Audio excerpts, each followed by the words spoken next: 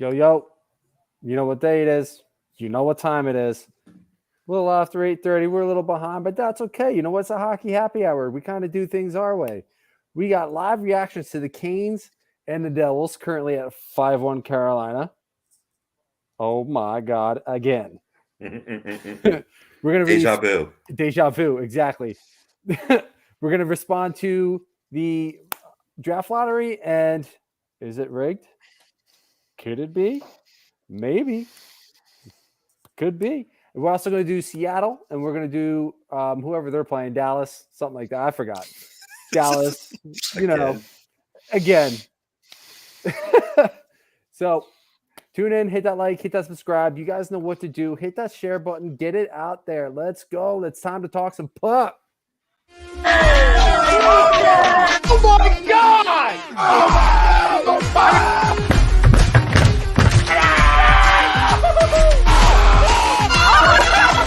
Embarrassed! He's flying! Welcome in. It's almost time.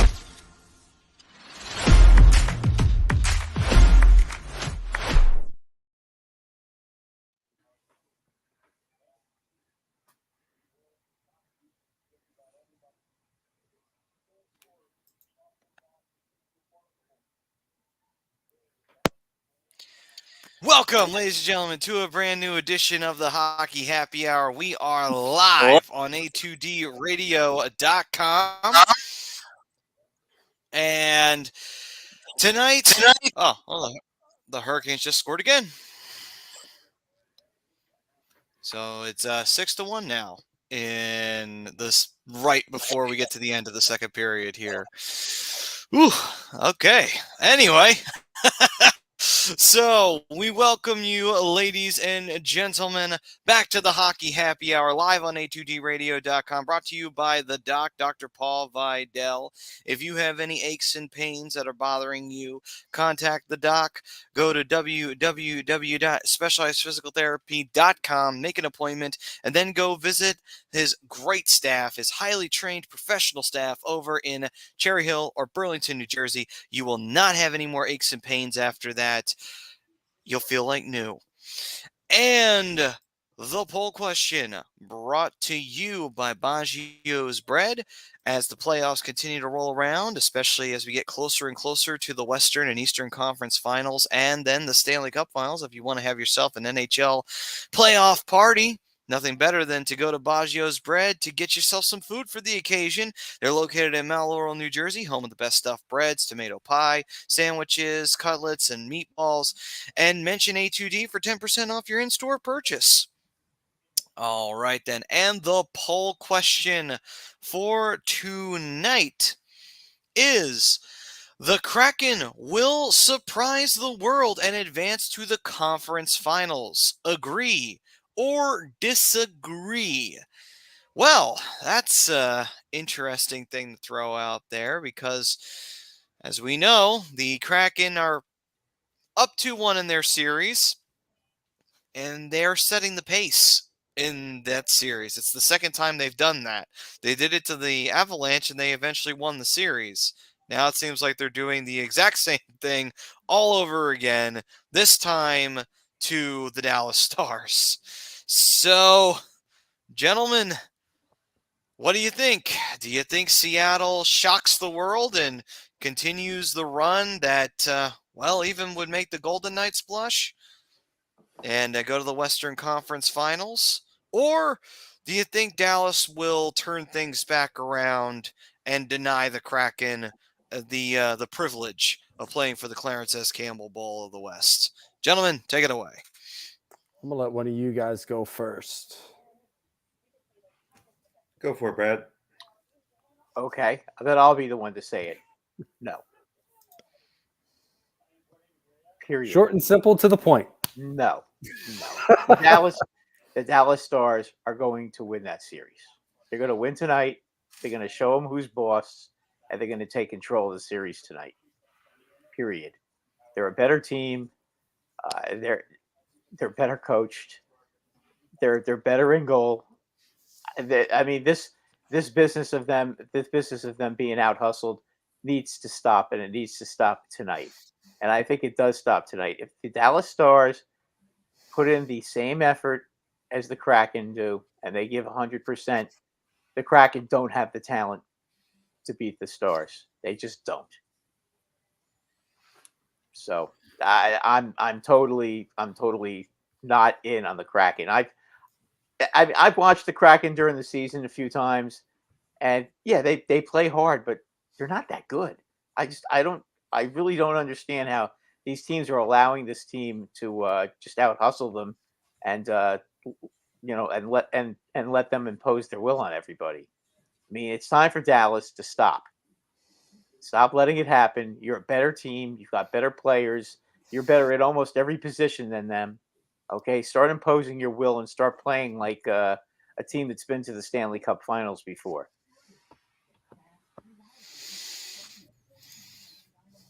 All right.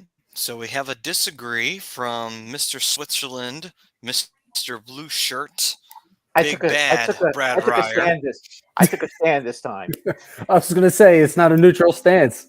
No, not this time. No, not this time. He went from being Mr. Switzerland. He's Big Bad Brad now. The transformation is complete. It's your fault. It's your fault. You guys did that to me. Are you sure You that made it me wasn't that the No. You did that to yourself. For all the young kids out there, he's like a Pokemon that just evolved. That's what he did. He evolved into Big Bad Brad. See? Well done. We're keeping up with the times. Can't remember the last Pokemon I could tell you, but that's fine. All right. So, I'll go. I'm going to say yes.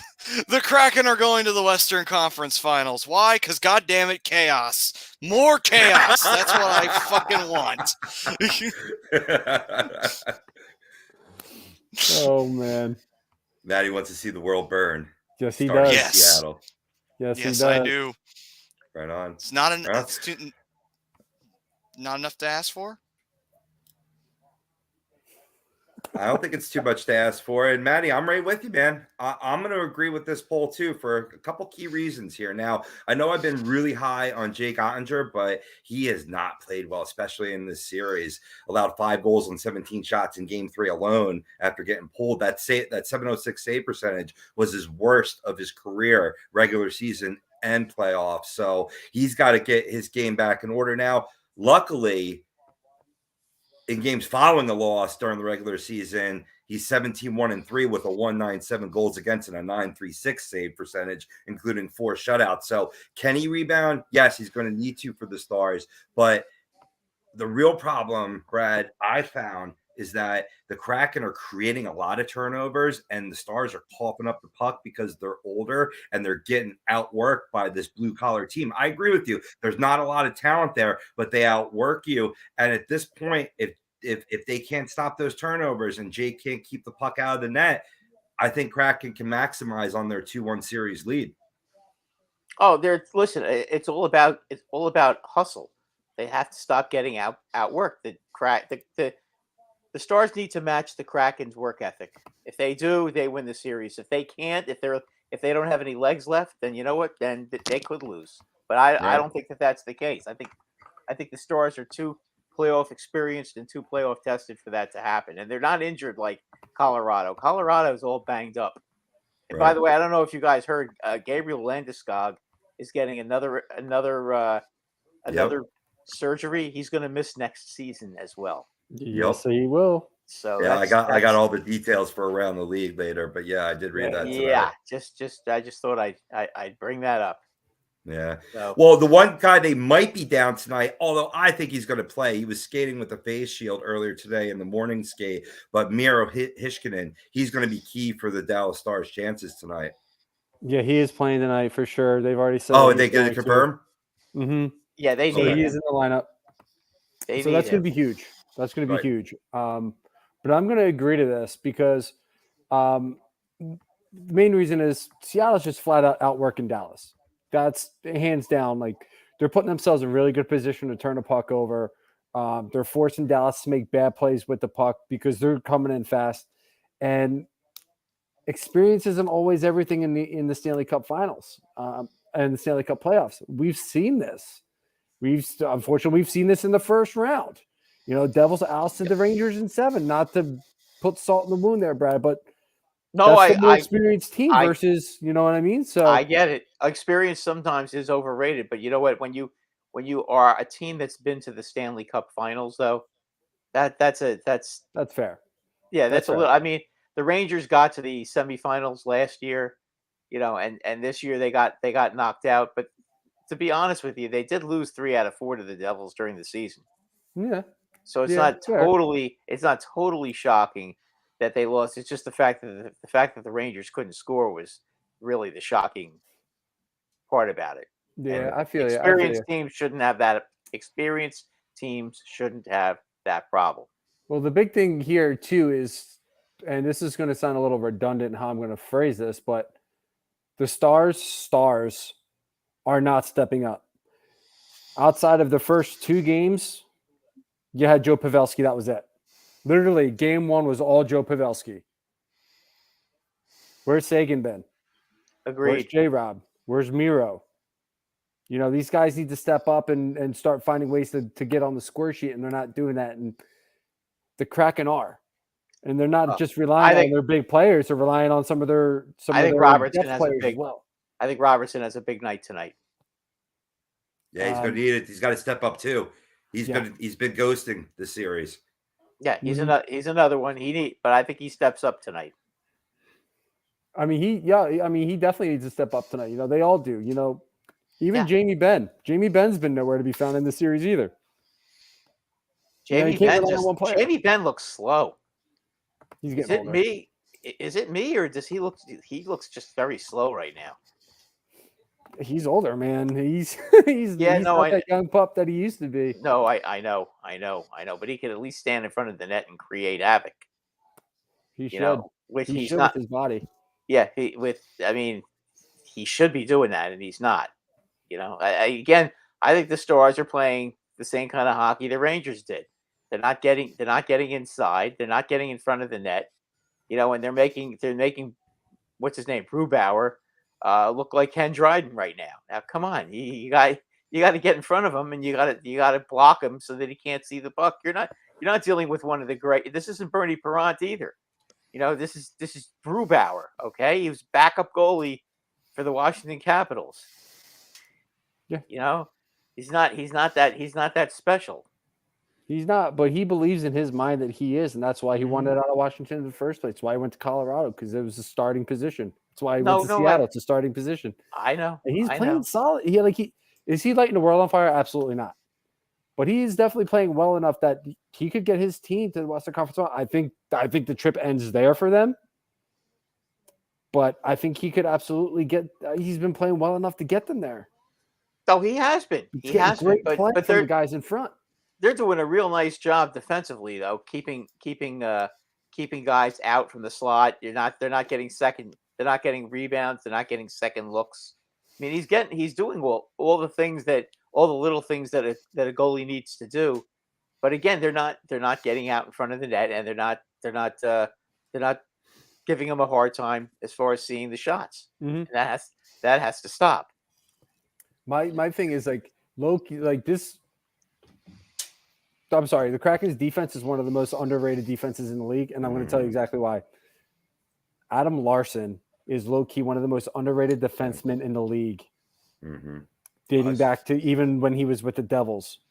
He is so underrated. He does such a good job at clearing in front of the net. Does a good job back checking. He plays physically. I'm sorry. He doesn't get enough love, and he is so pushed under the radar because of where he is now.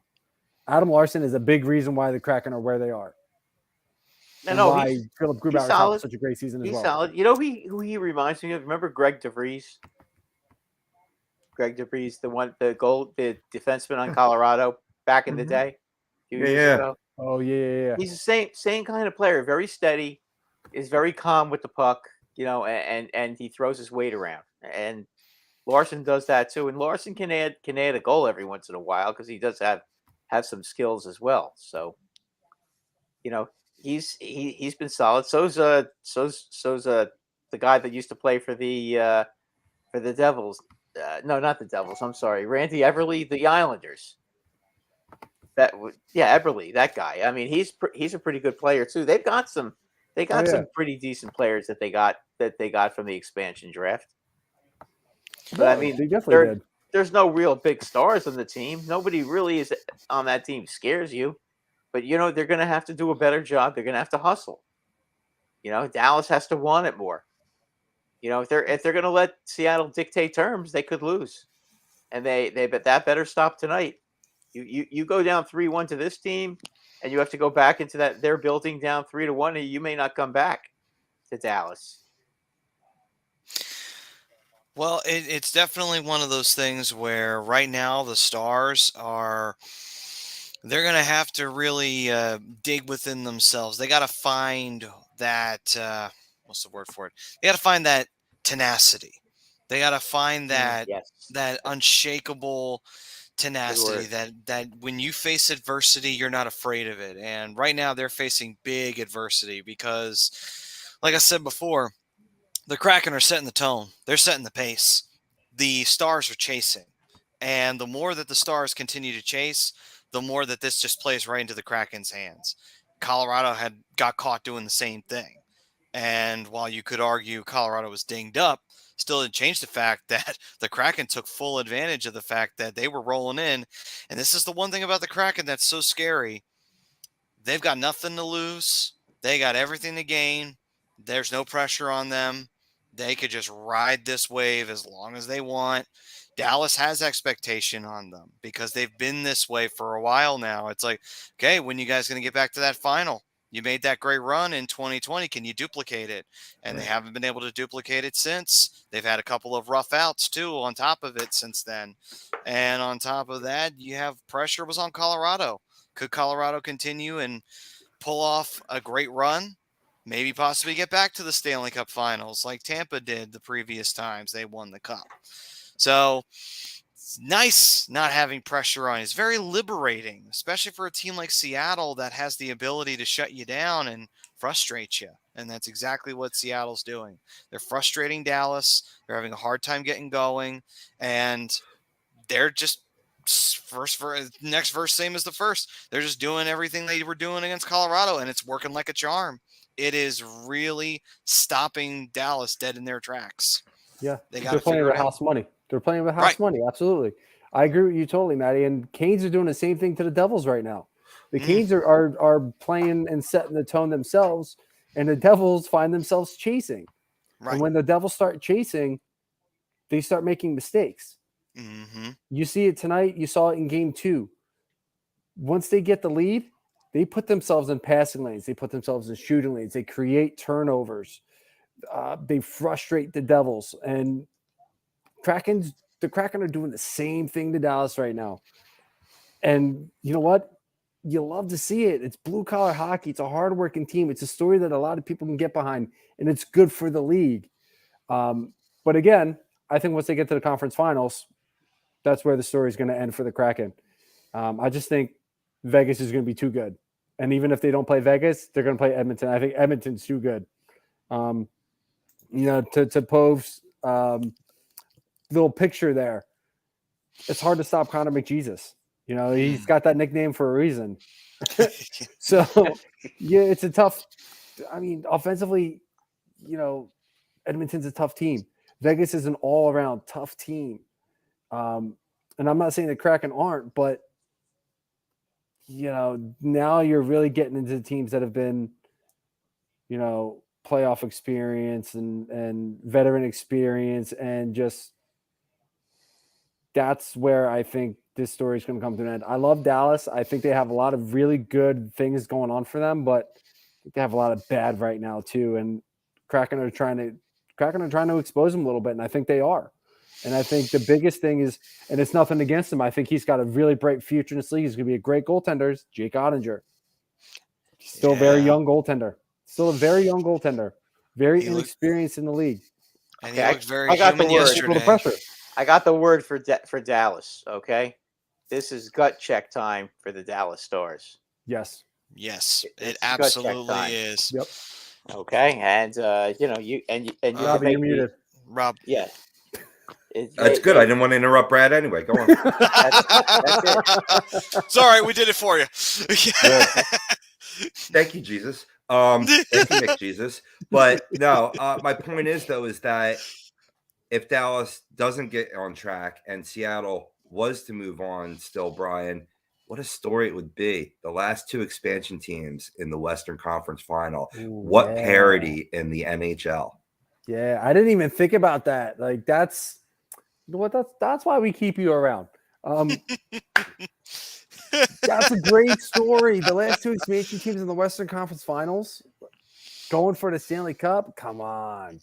Who's not going to get behind that? I hate the Western Conference. I hate both teams because both teams are in the Pacific Division, but who can't get behind that? Well, wait a minute.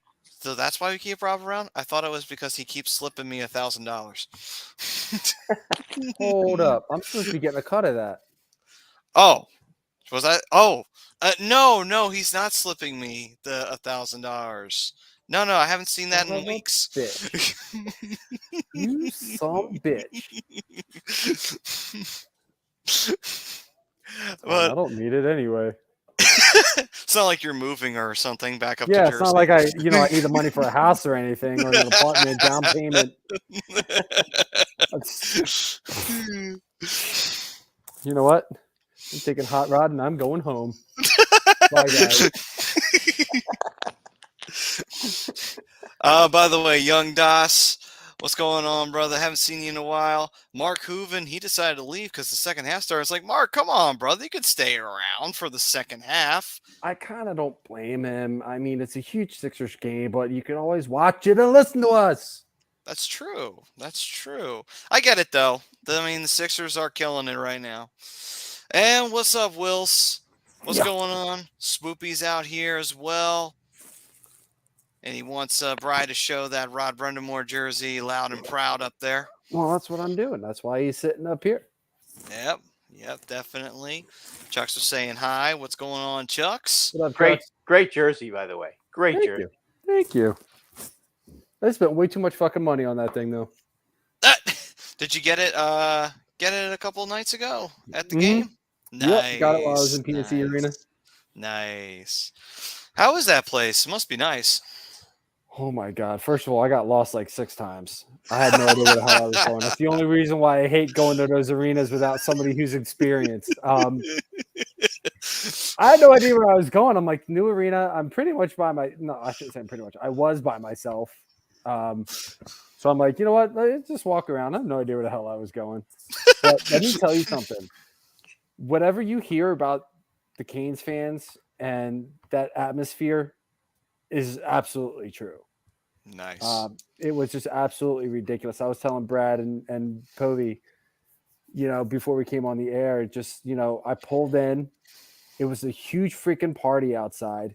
Like everybody was tailgating, and it was just a party atmosphere from the jump. I get into the arena. It's a good time. Everybody's talking, everybody's cheering. It's a great time. Getting about time for the game to start. And you know how they do, pre-skate and all that. Right. Fans got pretty loud for pre-skate, for warm-ups. Nice. So when they started doing the pre-game and all that, that place got so loud. I kid you not. Like, I thought my ears were going to be ringing for the rest of the night. That's how loud it was in there. And it didn't stop then. They went completely through the first period. Got nice and quiet at intermission. Got loud again in the second. Got even louder in the second period because they put up 4 goals. Got quiet again in the second. I left after the second because I was just like, it's 4-0. This game is over. Devils have been chasing, and they have no signs of finding any way to beat Freddie Anderson. And it was just so much. It was so much fun. It was such an experience. And if you guys ever can find your way down here, get to PNC Arena. It is so much fun. I had so much fun. And it was such a relaxing atmosphere for me because I didn't have anybody in the race, so I didn't really care. Right. So You got to just sit there and watch. Mm-hmm. Young Das saying, I do. Young Dot saying, I do think the Kraken will advance to the Western Conference Finals. No pressure on them. Stars have all the pressure on them, and teams crack under the pressure. It's true. When you get all that kind of pressure on you, you either are going to form into a diamond or you are going to crumple. And right now, it seems like the Stars are getting ready to crumple. They're not forming no diamond this year. Not right now. But let's see here. Swoopy Yeah, also- I'm glad you put that comment back up, man, because that is a fabulous point. Both the Kraken and Panthers are absolutely playing with house money right now. They are. They are. I mean, hell, you could kind of get this sort of 96 vibe from this Panther squad. You know, it's just like no one saw that coming. No They're one's on the seeing verge it of this year elimination, coming. too. Like, that's a part that I find bonkers is they were pretty much going to be ousted. Right. Right. And they just won 6 straight, Yeah. possibly crazy. sweeping the Toronto Maple Leafs. We'll find Possibly. out tomorrow. But Yeah, We who will. would have thunk? Man. Right. I see Swoopy's comment. Swoopy, the Golden Knights had more talent than the Kraken. Just look between the pipes, okay? Come on now. You're going to compare Brubauer to Fleury? I mean, you're better than that. Come on now. Stop. It's Brossois. Yeah, just stop.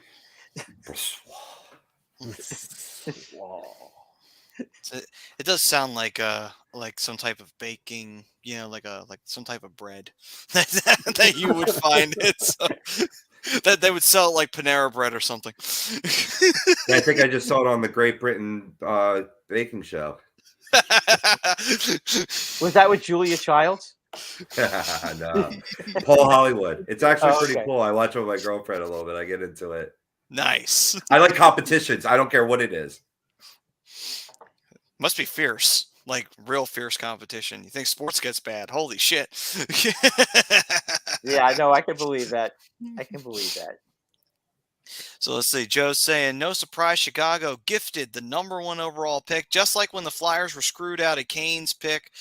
Anyway, what do you think of Gabe Perreault to the Flyers at pick 7? He needs to gain 40 pounds, muscle, and work on his strength and speed. But after a couple of years at Boston College, he could come to Philly and be a 40-goal scorer we desperately need.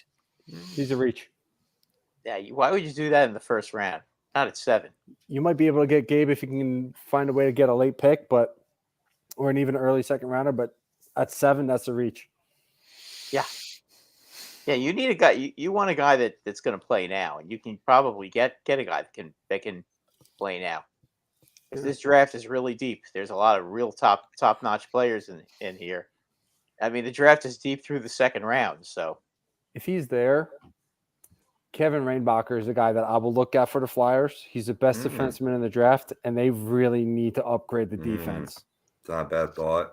It's not a bad thought. I read an article by Bill Meltzer earlier today, and he was referencing a mock draft. What's his name? That was done by Craig Button. I'll get into it later when we talk. You know, about the draft lottery and who the Flyers might grab at 7, but I got a couple other names in mind. One guy, if he could slip, another guy, if he slips, avoid, and maybe they go for another U.S. developmental player again. That would be like what, their 8th one. You know what I mean? Yeah. Like it's a good formula. You know, a lot of these guys, the kids that have played together. You know, but I mean, hell, I'll tease that. We got Joel Farabee out of that, so you know, Right. Bobby Brink, Cam York. Mm-hmm. Yep. All of them American players. Cutter. Right? Yep. You're right. That has been a theme. There's a few names that I would consider, and Robbie, when we go to talk about it, I think we'll match up on a couple of these, but there's definitely a few guys that I would consider taking. That's not as big of a reach as Gabe Perreault. I'm not knocking Gabe Perreault at all. I think he's going to be a good player, but I think at 7, that's going to be a reach. And let's see here. Joe's also saying it's an oval and the sections are numbered, Bry. That's like a NASCAR driver pulling over on the track to ask for directions. You're a dick. Oh, man. Once I got it was getting to the third level. I'm like, where the hell do I go up? He was talking about escalator and stairs. I'm like, where the frick are these? I eventually found them. I knew where I was going by 7 o'clock.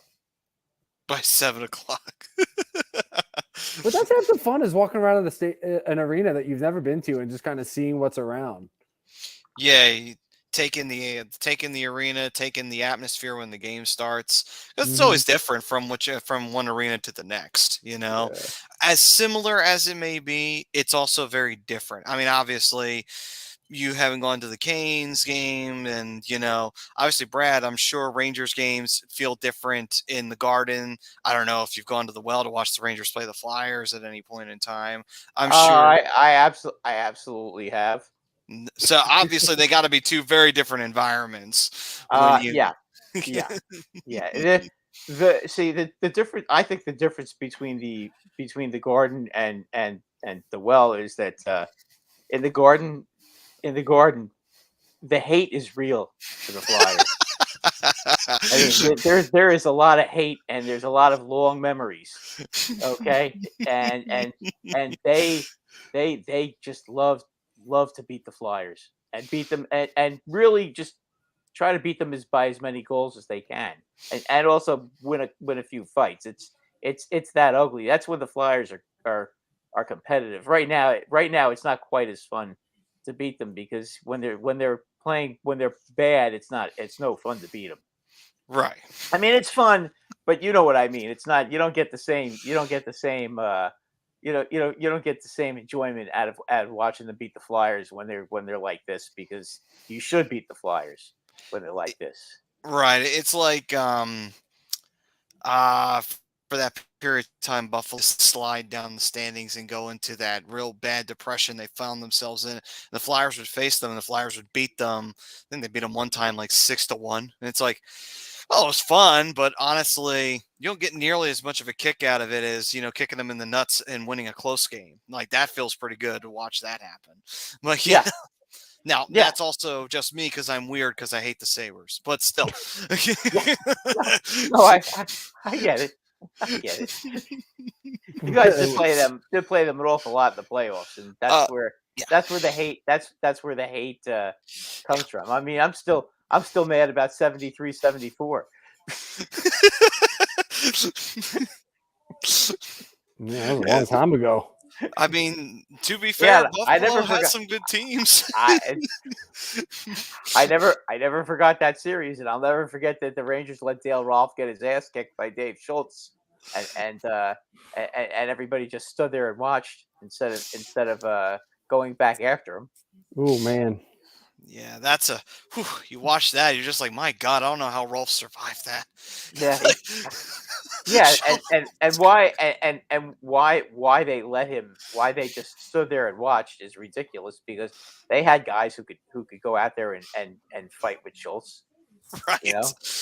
They had plenty of guys. They had plenty of guys who could fight out there. It was ridiculous. It's like, none of them wanted to get a third man in, but you have to do something. You can't let that happen to one of your players. And the Flyers, it was 1-0 Rangers in that game, and it was Game 7, and the Rangers were pretty much dominating, and it was really obvious what Schultz was doing. He was trying to spark the team, and got suckered right in. Suckered right in. Ah, well, it's not like that Rangers team didn't go to the Stanley Cup Finals in like 79 and lose to the Canadians, right? Well, the Canadians were 100 times. The Canadians had 5 Stanley. The Canadians had won 5 Stanley Cups in a row or something like that. 4 that time. Oh, okay. Excuse me, 4. And they had 5 future Hall of Famers on their team, and the only Hall of Famer the Rangers had was old Esposito. And he's more remembered for Boston than his time with the Rangers. Yeah, I mean, that was a miracle. That was a miracle run. So I mean, so when you talk about the Kraken, obviously anything can happen. We know that. Okay, right. And we'll see if Dallas how what kind of guts that team has, because if they lose in this round to Dallas to the Kraken, I would say that you're going to see a lot of players on other teams. Well, as they're far as definitely going to balance have is to. concerned. They'll have to take a long look and just see like what the hell are they doing wrong, because I hate to say that it's kind of unacceptable, but because that kind of somewhat belittles how hard the Kraken are working, but at the same time it's like, yeah, it's kind of unacceptable. You Well, lost to the Kraken in their first run in the playoffs, and this was supposed to be your year to kind of slide into another Stanley Cup final since all the usual suspects are out. yeah. There's a golden opportunity for Well, everybody right now. yeah. That's the whole point. You got rid of you got rid of some real tough competition when the Avalanche went down. So Right. go out there and play it the way you're supposed to play, and stop letting this team out hustle you, and and go out there and play your game. Right. I mean, they're the more talented team. It's there's no question about that. I get they have a couple of decent players, but no, they're not the Golden Knights. Okay, the Golden Knights had Fleury in goal. Okay, so I don't want to hear any comparison to that team. Okay, the Golden Knights also had a guy like Marchessault, who I think had like 40 goals that year. If Florida just let him go. Yeah, no, yeah, and actually, the Rangers let him go to Florida, and then he went there. He was a product of the Ranger organization, and we were all kicking ourselves when we saw the way he was playing, because they're like, "Oh, come on, another one we let get away." You wonder why we've won Stanley Cup in the last 80 years. At least you won one in the 90s, unlike the Flyers who fucking failed miserably against Detroit. So Yeah. Well, let me pose this question to you guys, and this is kind of just to play a little devil's advocate to Brad's point here. Is that just because the Devils are playing? What don't you think that would make the Kraken a better team than the Vegas Golden Knights, considering the run that they're on and the roster that they do have versus what Vegas had? Well, when you 'Cause look they had at the it, stars, right? They had the stars. They had the big names, right? And they got to the Stanley Cup final. right? The Kraken don't, and I mean the Stanley Cup Finals is still yet to be determined. But if they can get there, don't you think with the roster that they have and the coach that they have, that would make them a little bit better? Well, That would be a miracle. Let me pull up the Of course 2018 it will, but I mean, I'm just Stanley saying. Cup I'm just playoffs. posing the question because I was thinking about it. I'm like, well, if the Kraken do it with the roster they have versus the roster that Vegas had, Yeah, you think potentially that could make Vegas had a really good run. That's what I'm And- saying. That's what I'm yeah, saying. That's they exactly had- my point. That's yeah, why well- I'm posing the question. Well, here's Yeah. the thing. So Vegas in the first round swept Los Angeles, and it was not close, that series. No. Vegas beat the Sharks in 6, and ironically, both teams were coming off sweeps, and then they faced each other. And then Vegas beat Winnipeg in 5. So the Golden Knights kind of had, besides the one series against the Sharks, they didn't really face too much of a challenge until they came up against Washington in the Stanley Cup Finals. So, and that was such a challenge that they lost in 5 to Washington. Nobody was going to beat Washington last year after they beat Pittsburgh. Yeah, after they beat the Penguins in the second round, when that was it. When they beat Pittsburgh, that was it. Nobody was going to beat them. That was like pure adrenaline injected straight into their veins. They realized, holy shit, okay, this is our chance, boys. We don't know how many more times we're going to be able to beat the Penguins, so let's do it now. Yeah. The Penguins are gone. We finally got them off our back. And, unlike a certain team who plays north of the border, we finally got passed out of the first round, and now I think it's swept. Welcome to the second round, Toronto. We missed you. But for real, like, I mean, that kind of reminds me a little bit of Florida right now, like that Washington team, that team that probably had no business getting out of the first round, just beat one of the best teams in the league, coming back from 3-1, and now you're going to go after one of the other better teams in the league, about to sweep them. However, let's Huge just remember momentum. last year, I believe Florida did win the President's Trophy. Did they not? Or Yes. didn't they come very close to it if they didn't win it? They won the President's Trophy last year. It was Yeah. their greatest season in history. So yeah, so we're not it's not like you're looking at a team that's devoid of talent. That's a very good team, Florida. They're really good. So they just underachieved during the season. You know, That's and true. you know, Matthew Tkachuk finally found his way in the playoffs. And you know, in case you haven't noticed, since he found his way, so did Bobrovsky as well. Yeah. You know, and all of a sudden Bobrovsky is back to being is back to being that guy that you guys basically gave away for Mr. Bob Mason or Steve I Mason know, or whatever Steve the hell Mason, the yep. guys. Steve Dave, Mason. Dave Mason. I can't remember his name. Steve Mason. Bob Mason Mason. sounds like a guy who comes in and cleans your gutters. Yeah. Dave Mason's is a rock star. So Right. I got the wrong way. Yeah, right. You hear knocking through the door. Hey, my name is Bob Mason. I'm here to clean your gutters. You're right. I got your gutter guard waiting for you out in the truck.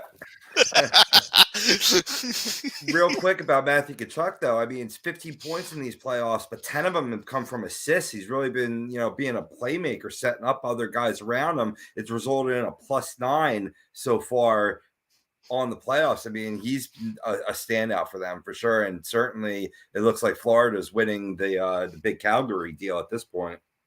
Yeah, and if you look at it more, Rob, the fact Tkachuk stands in front of the net all the time. He creates havoc in front of that net. He's a distraction, he's an annoyance, and he's an extremely talented player. And you know what? Those are the kind of players that can win you Stanley Cups. I posed a question to this morning on a Ranger fan group, and I asked them, guys, what do you say we try to get Tom Wilson? Would you guys be opposed to that? And how much do you think he would help the team? And I was expecting to get blasted, you know, because Tom Wilson, you know, asshole, blah blah blah blah blah blah blah blah blah blah. Almost everybody who answered back, and there were a lot of them. There were about 40 comments. Almost everybody who answered back was saying, "Well, yeah, get it. You know, if you could figure out a way to open up $5 million in cap space, he's the answer. Either him or Marchand or one of the Tkachuks.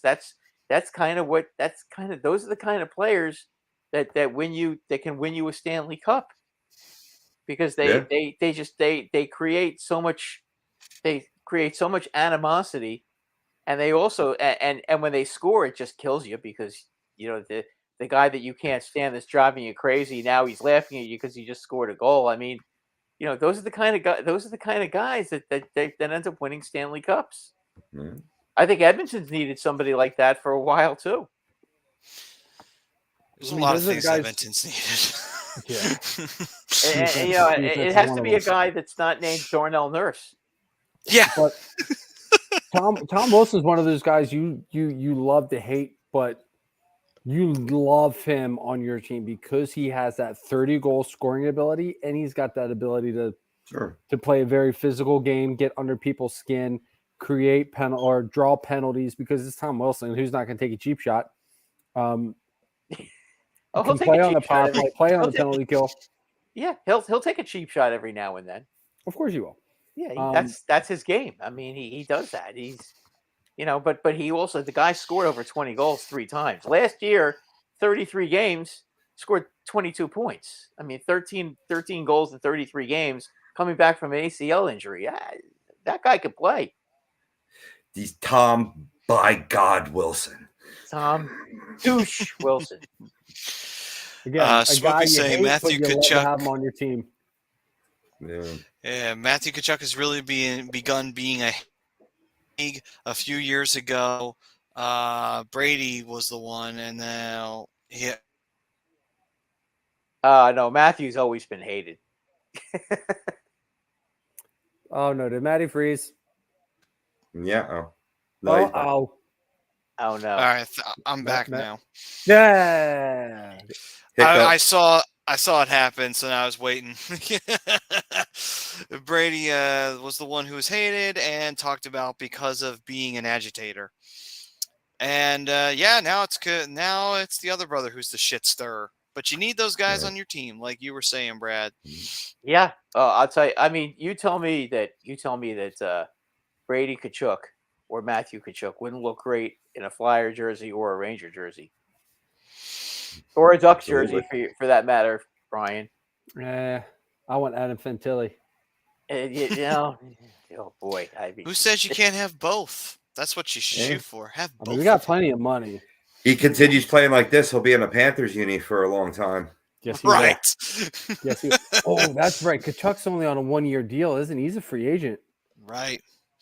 Oh boy, it's gonna cost an arm and a leg to sign him though. Hey, we got plenty of money. You do, yes, you do. Listen, if Brian's like, "Hey, listen, Southern Cali, man, it's got a lot of benefits." You can play a lot of golf down here. You know, him on a line with Zegras and Mason McTavish at center. Yeah, and you know what? Fantilli on the second line and let him develop a little bit with some of these other younger guys on the side. And nobody is going to touch. And nobody's going to touch. And nobody's going to playoffs. Robbie looks so sad down there, but that's the playoffs for Anaheim. For Beak, make it happen. You know what? Nobody is going to mess, and nobody would mess with Gingras and with those guys. Guys, I need like 5 minutes. I'll be right back. He's got to take care of some business. Yes, it was quicker than I thought. Oh. Did you at least use lotion? Didn't need it. Oh, okay. Ooh, okay. Dry dock for the win. All right, Young Doss saying, gonna catch the rest of the Sixers game, fellas. Have a good night. I do have faith in Briere for this draft. Dvorsky and Benson should be in play, or do you think it will be someone else? I think it's gonna be someone else, but those two are definitely in play. I hope Dvorsky. Dvorsky would be a good ad. You put some money in that, didn't you? Yeah, they haven't picked up a general manager yet, have they? Who? The Flyers. I think they're running with Danny for now. Oh, okay. Yeah. I mean, hell, honestly, if things go well, he might just get the interim taken off of him, honestly. I think he did get the shot during the draft. So, he did. You know, he did. Face of the organization. Never hurts to have a pretty face. Well, the draft hasn't taken place yet, so we have to remember that.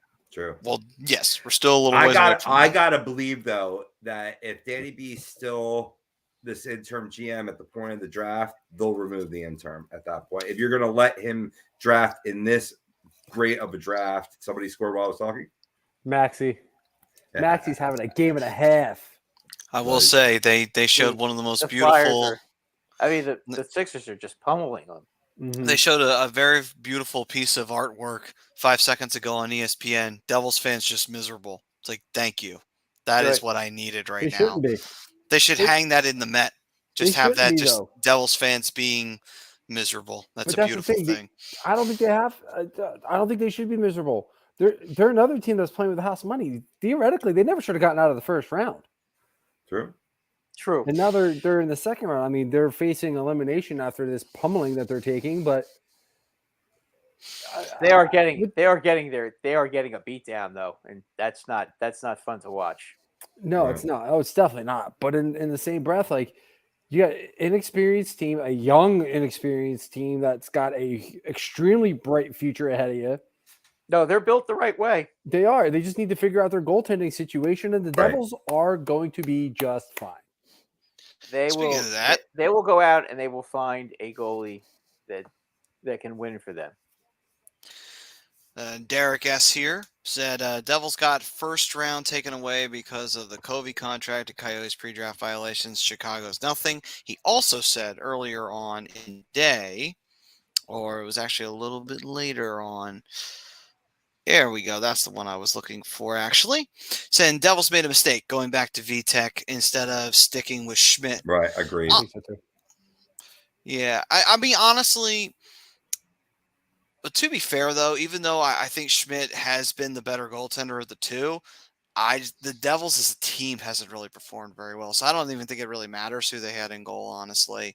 I'm sure Schmidt probably would have handled things a little bit better since he seemed to have been handling things better, but at the same time, if your team plays like shit in front of the goalie, how many times have we said that with everyone shitting on Carter Hart? It's like, it doesn't matter. Carter Hart could have the greatest game of his life. Defense sucks. He ain't doing shit, you know? But Matt, if you don't have a solid Game goaltending 3. option, Game you go 1, with your Game 2. you go with your biggest option in Schmidt, 6'5" goaltender. That's what the Flyers did with Leighton. He was their biggest guy. You plug up the net as much as you can or what have you until, you rectify that situation. I mean, ultimately, it's been a Cinderella story, but that's going to be their Achilles heel. And we're seeing it now. You're right. You're right.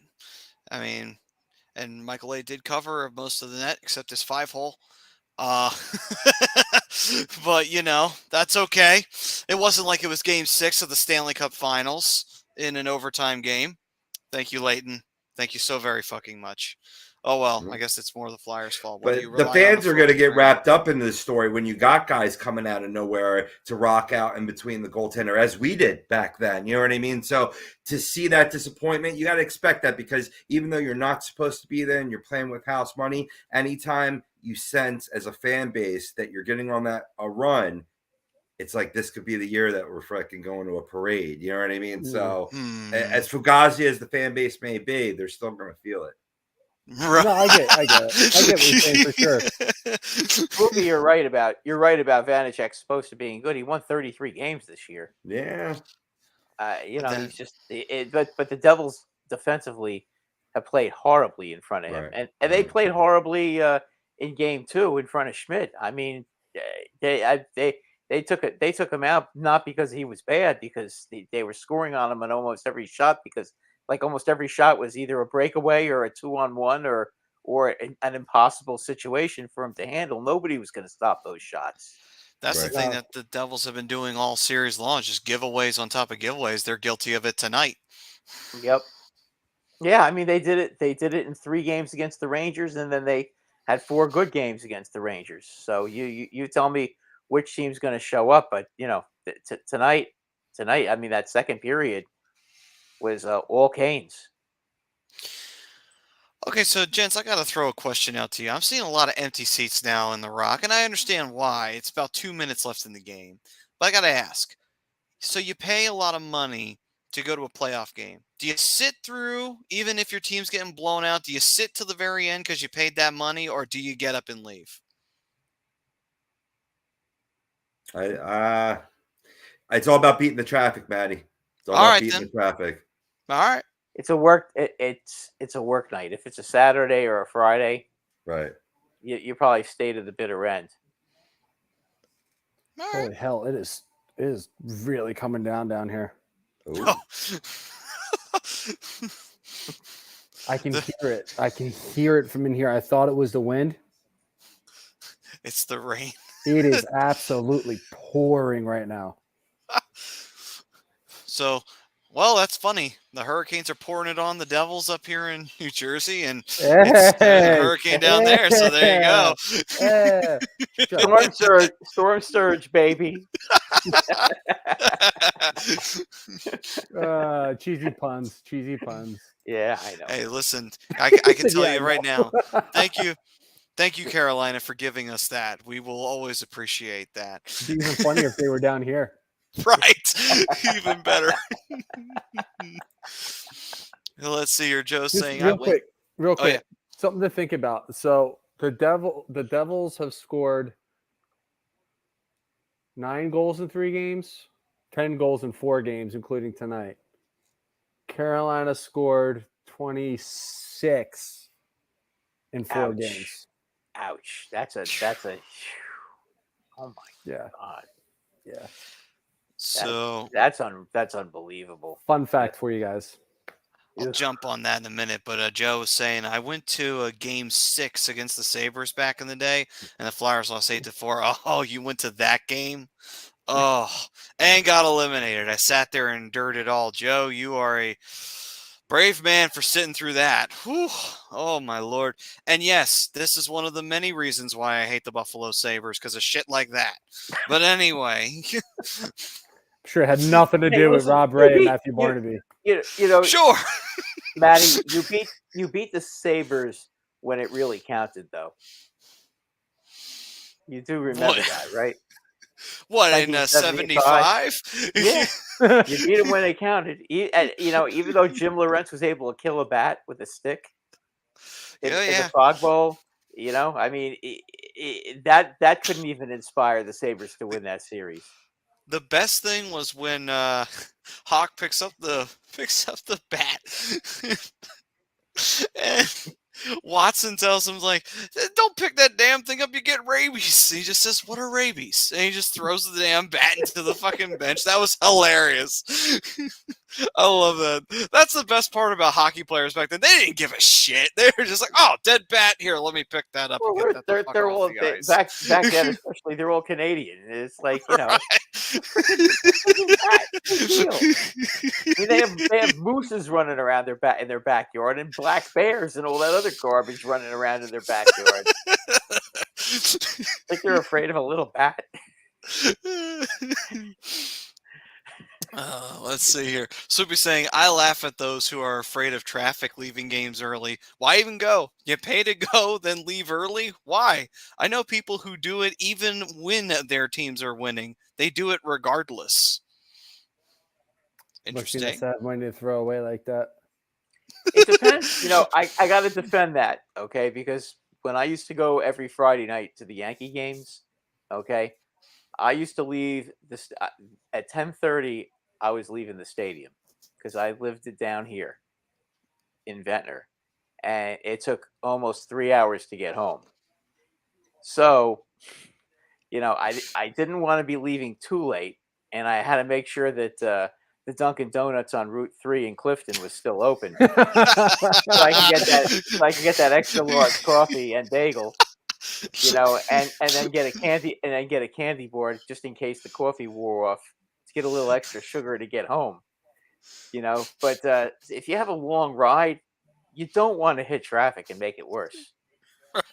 I agree. I've been there. I've done that. I did that with Washington a few years ago. I drove down there for the day to catch the Ducks and the Capitals in the Verizon Center, which I don't know if anybody knows this. Verizon Center? Yeah. Dead center of Chinatown. Oh, really? Random spot for a hockey arena. Boom, right in the middle of DC in Chinatown.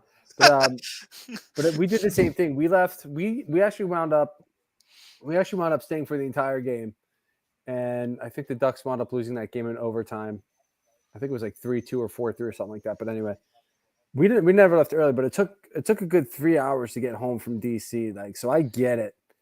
But some people, they have kids and they have to worry about school the next day. And some people, like I see it with the Durham Bulls all the time. When I was working for them last year, you saw people come in, and third inning, I see people leaving. Like third inning's depends a bit early, but if you got a young one, what Yeah. I mean, like a little one, like I get it. Yeah. You just go there for, you get some memorabilia, you catch a couple innings of baseball, you see how the kid reacts to it, and you go based off of the kid. Yeah. But if you're a little bit older, like I get it too. Like I don't hate on people for leaving early. I left after the second period on what day was it? What day was game 2? Friday. I did it on Friday. I left after the second period. I can understand that. I can understand that. There were plenty of times when I used to leave after the bottom of the 8th inning. If the Yankees had a pretty big lead, and a lot of games they did, I'd leave after the bottom of the 8th inning just to get the hell out of there and try to get to the bridge before the whole stadium let out. Because if you get stuck in traffic by the George Washington Bridge, you can expect it to take an extra hour to get over the bridge. That bridge is horrible. Yes. So you can understand that. I'm sure Rob has had plenty of experience with the George Washington Bridge. I had one experience, and it was bad, and never again. Yeah, that bridge at the Verrazano and the what's that other annoying bridge that you have to go over to go to Shea, or excuse me, to City Field. That bridge and the cross. I Not forgot the Hudson, is it? No. When you go over the Verrazano, that's to get to Brooklyn, and then you take the Brooklyn Queens Expressway to you have to go all the way around to get to the stadium. But the Goethals Bridge, that's it. There you go. Yeah, you got to go over the Goethals Bridge. Those are nasty bridges too. I can only imagine. I plan on getting up there to the Yankee Stadium and Citi Field this summer. I want to get to MSG next year for hockey season. I want to get to the new ballpark or the new hockey arena and see the Islanders play on home ice. I plan on doing some traveling for hockey this year. So Nice. get back to the Rock. There you go. I used to go to the Meadowlands a lot to see the Rangers and Devils. I used to go all the time because it was I had a friend who had season tickets through his company, and we had really nice seats, and the Rangers used to always beat the Devils. That was the what used Good to be old days, called huh? the Brendan Byrne Arena. Then it turned into the Yeah, the Continental Brendan Byrne. Airlines Center. Yeah, yeah. Now I don't know if you guys remember game 4 in 1993-94. Game 4 when Keenan decided he was going to bench Leach because Leach made a costly turnover and the Devils scored. And then he benched Leach for 10 minutes, and everybody and all the Ranger fans there were screaming at Keenan because Leach wasn't getting on the ice. We're like, what the hell are you doing? I remember one guy who was sitting behind us because we were pretty close to the Ranger bench.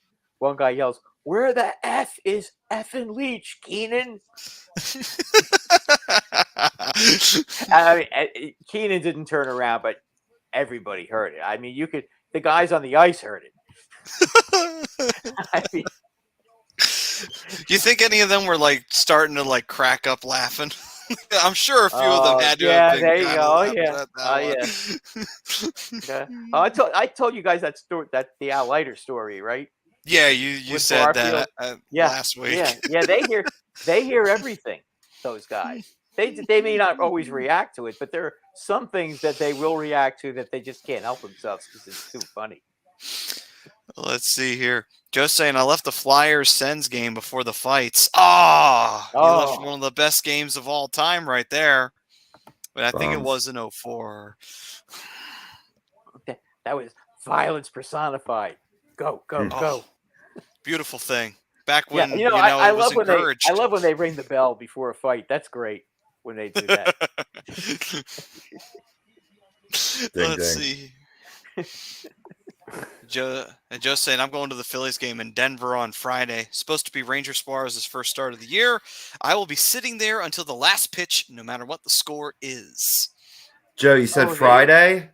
They usually struggle in okay. Matt, you said Friday? They Oh my God, stadium. he keeps on missing the guys he's trying to see. I got Ranger pitching Saturday. I mean, he could come back Friday. I think that's the first day he's eligible to come off the IL, and I think that was originally supposed to be Bailey Falter's spot. But the last I read from Matt Gelbs, Walker was going Friday, Ranger Saturday, and then Nola again on Sunday. But I guess hopefully that changes, man. Hopefully you see him. But it happened to you last time. That's why I'm pissed.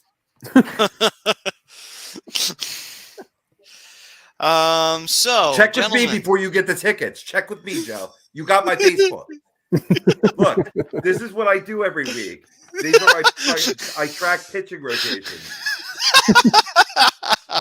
And I'm old, so I got to do it on paper. You know what I mean? Like I rock an somewhat of an Excel spreadsheet that helps me, but it's like, so Joe, next time go to Rob. Damn it! Hey, granted too, maybe I'm wrong. Like I said, I just read that tweet today from Matt Gelbs of The Athletic. All right, so as we finished up, Carolina did take care of game number 4 in the bag. It is now 3-1 in favor of the Carolina Hurricanes, and so Carolina and Florida in the semifinals. Boy, oh boy! I'll tell you what, that's going to be one heck of a series. It'll be the Could first be time those interesting. two teams ever meet in a playoff series. What a way for you guys to meet for the very first time in an Eastern Wow, Conference right. final. And Yeah, if Carolina, listen, if the way Florida's playing, the way Carolina's playing, that's going to be Carolina's going to be up against it against Florida. you know what the funny part of it is? Canada will be so mad if that's the case. It'll be like, oh, you got two Southern teams playing each other to Oh, see that who's would kill going to them. the Stanley Cup Finals. And Yeah, yep, that would kill them. because your Yeah. Leafs failed to manage to get out of the second round. You guys Yeah, put that all would your kill them. effort into getting out of the first. You blew your load way too fucking early. It's just what Could you gotta imagine work if on that, man. Seattle? You imagine if Seattle actually beat Edmonton in the conference finals? Edmonton's got to get through Vegas first. Vegas is bringing it. Oh, They I know are. they are. I know. I'm just giving you an example for Canada. Oh, I got you. Right, Yeah, right. yeah. No, Vegas Vegas really crushed them the other night. I mean, you knew when that guy blew a tire on that 2-on-1. Oh yeah. Yeah, that the defenseman, I forgot his name, Boucher or something like that. The goalie? Brossois. No, I can't remember. Bouchard, is that his name? The defenseman the defenseman that lost an edge, and then the Eichel came down and scored on the off wing. Oh. You know which one I'm talking about? It was 3-1. Edmonton finally scored, and the crowd was getting into it, and they were putting on a lot of pressure. And then they had a power play, and then they screwed up the power play, and I think Vegas scored a shorthanded goal. Eichel scored it on a wrist shot from the off wing faceoff circle, and they ended up bringing in Soupy after that. They took out Skinner after that and brought in Soupy. So I don't know. I wonder who they're going to use. Yeah. I just wonder. Oh, who's gonna yeah. play. Yeah. Who are they going to? Who do you think they're going to play in the net tonight? Or Tomorrow? No, tomorrow night. Tomorrow night. Yeah. Who do you think is going to be in the net? You go back to Skinner. You think? Yeah. He's been better. Yeah, he's been better. He's their best goalie. He's their best option. Yeah, I think you're right. All right, so we will finish up that first period with the Hurricanes now up 3-1 in their series against the Devils. They are 1 win away from going to the Eastern Conference Finals. It'll be the first time, if they manage to win the next game and they finish off the series in 5, it'll be the first time the Hurricanes have gone to the Eastern Conference Finals since 2019 when they got swept by the Boston Bruins. So hasn't been too long ago since Carolina got to the third round, but it'd be their first time in a few years, and their fans have been really, really been chomping at the bit to get back there. So guys, what do you think? Champing at the bit. What makes it so hard to play against them? What did you say there, Brad? What do you guys think makes it so hard to play against them? Because they're a very difficult team to play against, according to what everybody says. What is it about that team? They don't have a lot of stars on their team. They got a lot of players that are just fast, and they really they all know their roles and they're well coached. I mean, is that it? Is that completely it with them? Here's the thing. It's, I said this a couple weeks ago. They're a version of a pesky team. They're not necessarily, they don't always have the sexy names, but that's okay. They don't need the sexy names. They're just going to grind you into dust. And those kind of teams are even more dangerous than the teams that have all the go fuck off talent. I mean, how many teams have had this amazing talent list that's just unstoppable, and then they get beat in the playoffs? Hell, we saw Boston lose this year after putting up one of the greatest season in NHL history, and Florida grind them down after going down 3-1, and they took care of business. So, but Florida, let's be honest, Florida just underachieved during the season. Florida has some snipers on their team. I mean, Verhaeghe scored over 40 goals. Kachuk is a big time player. Right. Better example would be Seattle against Colorado. Yeah. Grinded them down, and yes, Colorado was hurt, but really can't, like I said, can't make that an excuse. You didn't show up in that series and you lost at the They end of just the day. they just frustrated them. Right. But Carolina, I mean, it just seems like whatever it is, they're hard to score against. Right. And Defensively. they're very tough to score against, and it just seems like they're a very aggravating team to play because they goad you into penalties. I've noticed every team that plays against them, they seem to get in their heads, and teams always seem to take bad penalties against them. I mean, it's amazing to watch them play. And they're all real good defensive players. I mean, you never see a bad defensive player on that team. Yeah. And sometimes those teams are more dangerous than the teams that have all the talent stacked on them. Absolutely. I agree with you, Maddie, 100% on that. Yeah, they bottle you up. They bottle you up and frustrate you, and I think that's what they're doing to the. I think that's what they're doing to the Devils, and the Devils are just trying to force stuff, and they're they're creating turnovers. It's what the Islanders did 2 years in a row. Yep. They did the exact same thing, and they got to the same round 2 straight years. Sure, they couldn't do it against Tampa, but that's just because Tampa eventually broke through. Took them a while. They had to put some effort into it, but they managed to get the dam to break. But here's what really is mind-boggling to me with the Hurricanes. They're doing all this without 2 of their stars. Yes, right. They're doing it without their superstar in Andrei Svechnikov. Right. And Teravainen. Okay, 3. Yeah, 3. I didn't completely forgot about Turbo, but I mean, it's unbelievable that these guys can do that. It doesn't seem to matter who's playing and who's not playing. Every guy they put in there plays the same freaking way, and they find if it's not that guy Necas, whatever. Necas. Yeah, however you pronounce his name, that guy seems to find a way. He seems to go out there and score. It's unbelievable. It's the system that Rod Brindamore has, man. It's just it's not built for certain players. It's built for everybody. And when you have a bunch of blue collar players like the Carolina Hurricanes have, it works for everybody. But everybody has to buy in, and everybody has bought in. They don't have elite superstars, but they have a bunch of stars, and they have a bunch of really good role players that understand their role and execute. Right. It's like we saw tonight. They force turnovers. They know how to forecheck. They win puck battles. They know how to play the game, and they play it right, and they're fast. Yeah, they're really fast. And you know what? They take the middle of the ice away from you too. They do. Because they know how to. They know how to do it. They got a defensive squad that may not be the best on paper, but together they find a way to do it. Work. They absolutely and they don't have the greatest goalies in the world either, but you know what? They play well enough.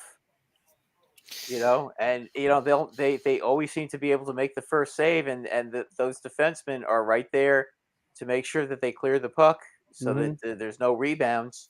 Freddie's been good, man. Like Freddie's been really good in this series. He's a minus, game 3. Yeah, he's not only stopped the initial shots, but he's also stopped the secondary shots, third shots. He's made a lot more big saves than I think he probably should have in this series alone, especially in game 2. The Devils peppered him early on, and they created some really good scoring chances. And the one thing I always loved about Freddie is his poise in net. He never seems rattled, even when he lets up a bad one. Tonight, he let up a bad one. That first goal of the night, that was a terrible goal. He should have had that. He got a good chunk of it too. It's still squeezed through. But his poise, he really settled himself down. He regained his composure, and he shut the Devils down the rest of the night. Albeit, Devils didn't really pepper him with anything really scary after that. But if you ever notice, when he gets the lead, he very rarely gives up the lead. Mm-hmm. Once he gets ahead of you, it's kind of like, he's one of those guys. He can beat you 5-4, and he can beat you 2-1. And he's comfortable in all those kind of situations. And I love Freddie, and I want Freddie to get a cup so bad. That's partially why I'm pulling for Carolina here on out. Well, yeah, I remember he used to play for Anaheim. That was Anaheim's. That was like Anaheim's last stint before they went into the full rebuild. And then he went to Toronto and became Kind of irrelevant. And they kept choking, and they caused him to choke. It's just like there's a disease on a choking disease on that team that seems to go over every single player that gets there. Can't handle the pressure. Well, listen, it took Toronto how long to win a round and now it's going to take another however many to win a second. And then it's going to take however many to win an Eastern Conference Finals. They'll take however many to win a cup. So in about 18 decades, we will see Toronto finally win a Stanley Cup. That just seems to be how they got to do this shit. Well, So, I would look like out, to thank Canada. them. I would like to thank them for taking away the Rangers' dubious record of not winning a cup for 54 years and being the most embarrassing hockey team in the NHL. Thank you, Toronto, because now you've managed to make it 55 now. So thank you, guys. And also, if you do get swept, thank you very much, because that prevents the Flyers from having the longest cup drought in the NHL. There you So, go. yes, thank you very much for getting swept.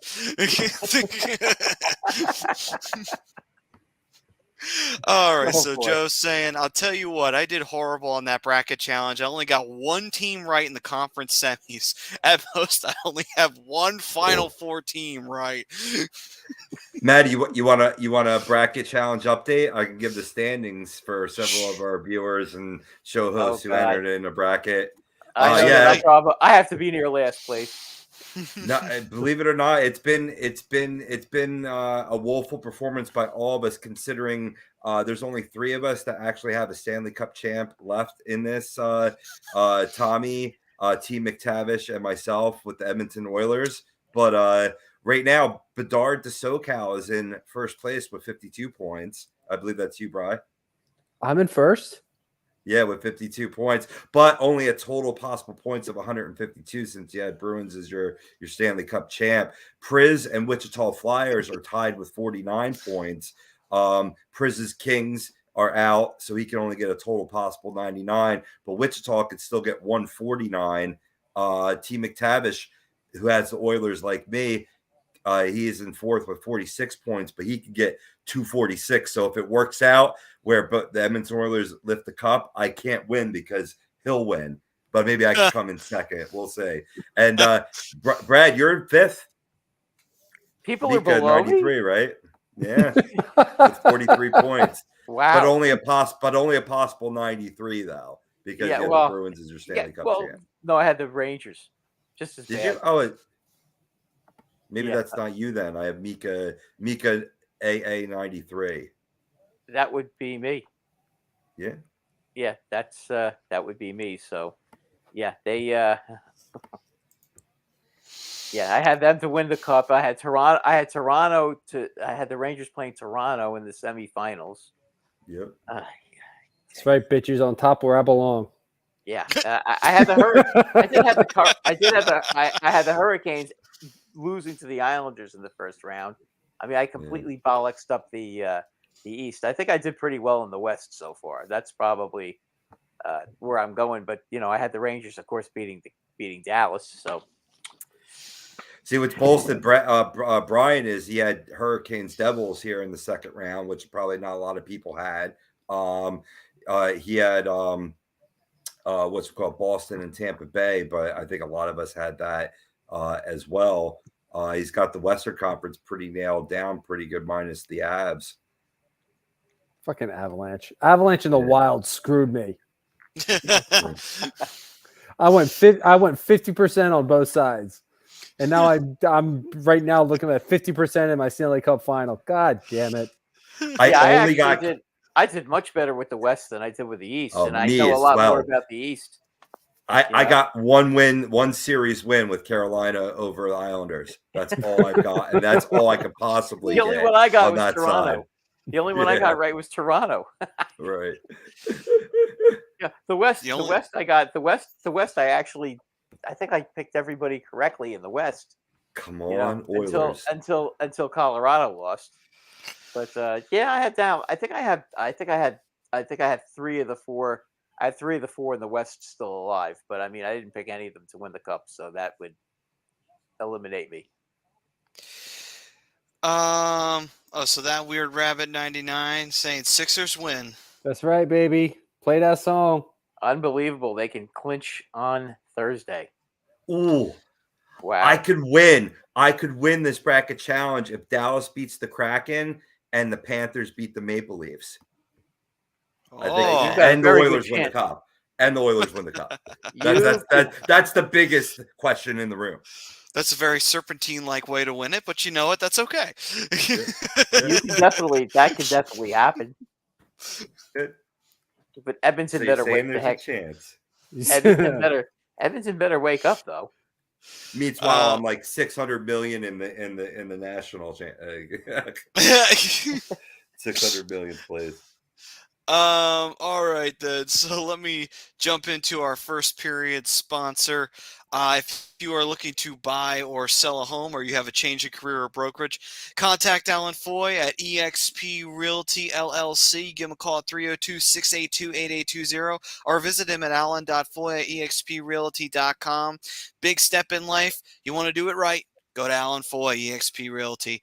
Okay, then, and into our second period, which is brought to you by All Campus OC down in Ocean City, New Jersey. If you ever want to head on down to the shore and enjoy yourself some of that beach weather, you know, the weather is getting nicer outside, so we're getting, it's not a bad day out today in Jersey, so if you wanted to, well, probably not today since it's a weekday, but hey, if it stays nice for the weekend, maybe make an excursion down the shore. Little windy. Yeah, little windy down here, but it's pretty nice though. Hot down here. It's hot. Yeah, it's hot. Well, yeah, I would hope it would be. It's hot right up in here too, for certain. Oh my! It's not, I have my AC. I didn't mean it. I know. I mean, it's hot. It was hot today in Jersey. Batty about me. Oh, you guys are like hit almost 90 today. Let's go. But All Campus. I'd go down to the shore today, but I had things to do. If like I said though, if you head on down to the shore, Ocean City, New Jersey, go take a look at All Campus OC. Say hi to John, who runs the ramp booth from there, and his shop has all your favorite sports teams, and he's given 20% off of everything to the A2D subscribers, including hats, shirts, and yeah, you get yourself some nice team merchandise with a little discount on top of it for subscribing to A2D Radio, and get yourself some nice merchandise and say hi to John. You can always catch John, and he always has another random host with him on the rant booth. I believe Sunday mornings, Sunday early afternoon, something like that. Yeah. Mm-hmm. So I was down there. I think I was down. I think he had me down there once with Rob one time, with Rob Brigman one time when the Giants were playing the Eagles. Yeah, I can't wait to get down there and get on the box with him and talk a little sports. I haven't gotten a chance to do that because John came on after I left. It's all right. John's good people. I love John. You can make up for lost time when you make your what's that word for eponymous return? Don't use big words around me. You know I don't understand big words.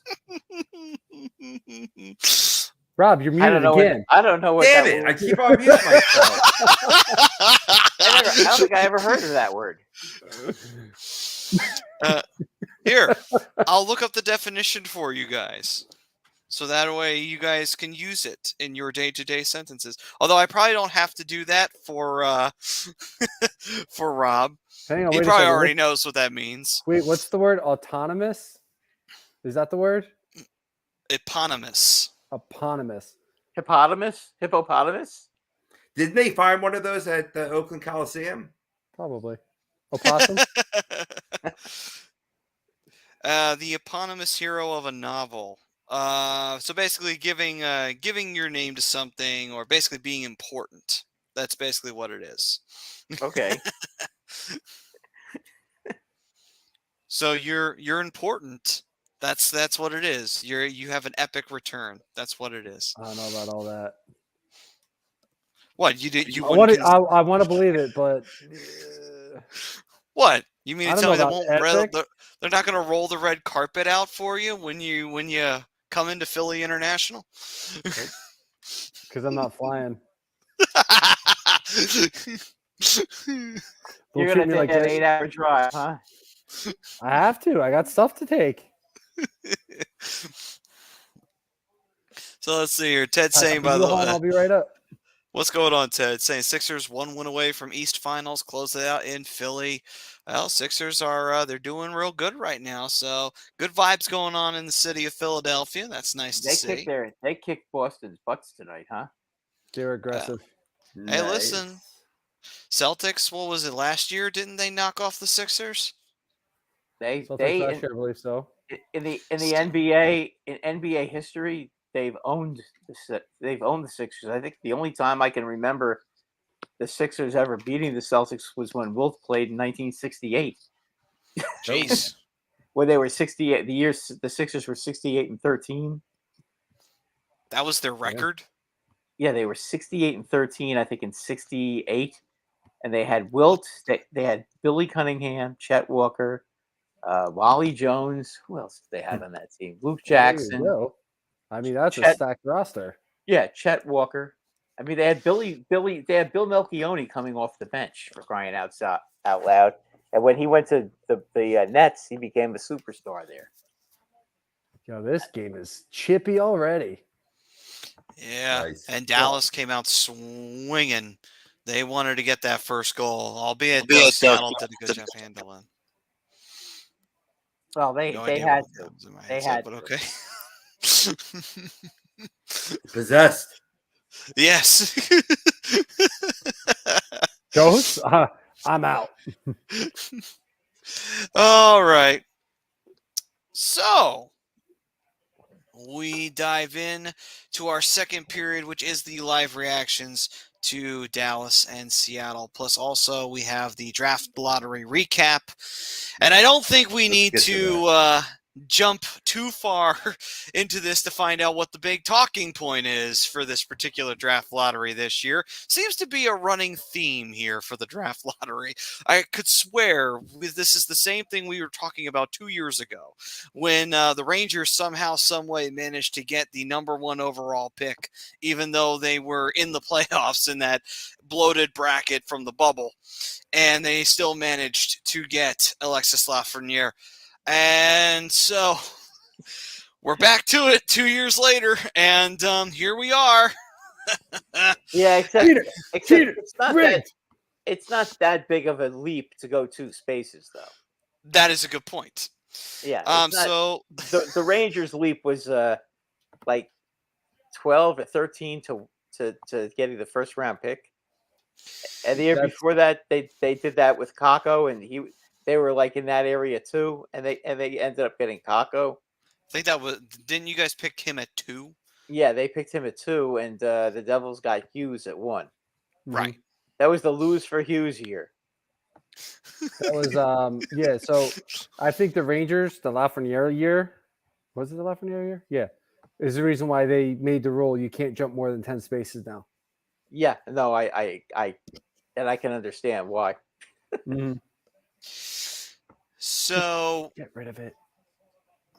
in the end, the Chicago Blackhawks leapt over the Anaheim Ducks. Tragically, it is the second time that the Ducks have kind of been fucked out of a number 1 overall Talk about pick. that. And kind of a franchise-changing player, too, for the second time. You think? Wait, Brad, we talked about this off the air. Maddie, do you remember who it was? It was Crosby. Yes, it was. We got screwed out of Crosby. We got screwed out of Bedard. Boy, man, Anaheim. It's like anytime Anaheim has the number one overall, like the best percentage to be the number one overall pick. Whoever you are at number 2, you've already won the number 1. You got no reason to panic because you're gonna leap them. It just seems to be the way it goes. Yeah.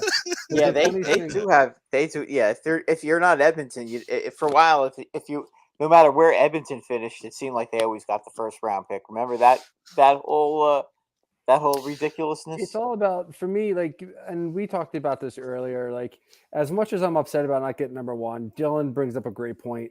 Adam Fantilli is going to be a fantastic player in an Anaheim Ducks uniform, and he brings so much to his game, and I'm very excited to get him if Pat Verbeek is smart and takes him, because to me he's no doubt the number 2. He's gonna be a really good player. So He I wouldn't absolutely be, is. It's all about be too worried marketability. about it. And I think that's where the draft lottery is essentially, I don't want to say rigged, but fixed. It's putting marketable players in marketable cities. McDavid, marketable. Went to Edmonton, made Edmonton relevant. Chicago's now going to get Bedard, marketable player in a marketable city. I think Anaheim is a great market, and I think they do a lot of good things for the community, but I don't think they're marketable enough to get Bedard. You have Zegras, who's a marketable player as it is. I mean, he was just on the cover of the NHL games. Los Angeles would have been marketable enough to get Bedard. Agreed, because it's a major market. Right. Yeah. I hear you. They're right there. The Okay. same, I mean, But it's a Anaheim, suburb. LA. Yeah, they're 45 minutes It's from suburb. Los Angeles. It's a 45-minute drive between. No, LA I and get Anaheim. it, and I got your point. I got Priz's point too. You know, the Chicago original 6, of course, that's always going to be marketable in hockey. Yeah, Right. Detroit's already got the players to be marketable. You know, they got Lucas Raymond and Dylan Larkin, who just re-upped on an 8-year deal. You got Mo Sider, who's going to be a stud defenseman for that team moving forward. So to me, it makes it like, as much as it upsets me, and I want to say that it's rigged, and there's so many different reasons why you can say that. Even the guys on Spit and Chicklets are saying it's rigged, except for Biz. At least I don't think Biz was saying it wasn't rigged. But I mean, Ryan Whitney was calling it from the jump. From the moment that you heard Kevin Weeks say, since Columbus is getting the 3rd pick, that's the first change we see, before it was even announced. So Yep. one of two things is happening here. One, they're starting to show that it's a fixed lottery, not necessarily rigged, but fixed, or it's not live. It's not. Right. It's not a real lottery. If everybody's finishes where they picks where they finish, I mean, how's that a lottery? Well, it's not the teams that are picking where they finish. It's the No, league but you know officials what? that are picking where teams are. I know, but you know what I mean. If everybody is getting put in the same place where they finished, it's not really a lottery. It's No, it's not. and it never seems to be in the NHL. That's The only explanation I could have is they did the lottery beforehand, and this was just the presentation. So Right. not only did the presenters know, but so did the commentators too. And Weeksy just jumped the gun because he's got, he's doing too many selfies on Twitter with breaking news. He's getting shelled. I know it. I get all fidgety when I'm on the devices too much. So he got all fidgety on air, and he just Right. he puked it out just like a Amir Garrett, Brad. Mhm. yeah. No, because you know what, Robbie, you're spot on, because that's what I believe too. Like when they air it after it's already been done. That's why I think Kevin Weeks knew, or how Kevin Weeks knew. But I also believe, like I said, I do truly believe that there is a fix involved here, and it depends on what organization needs a marketable player. Taves is gone. Kane is gone. Lucas Reichel is a good player, not marketable. Seth Jones has not been good since going to Chicago. No. They have nobody right now. No, they So, really don't. They Original are 6, right? they are god off. They're a god awful team. But I mean, again, you have to think of it this way though as well.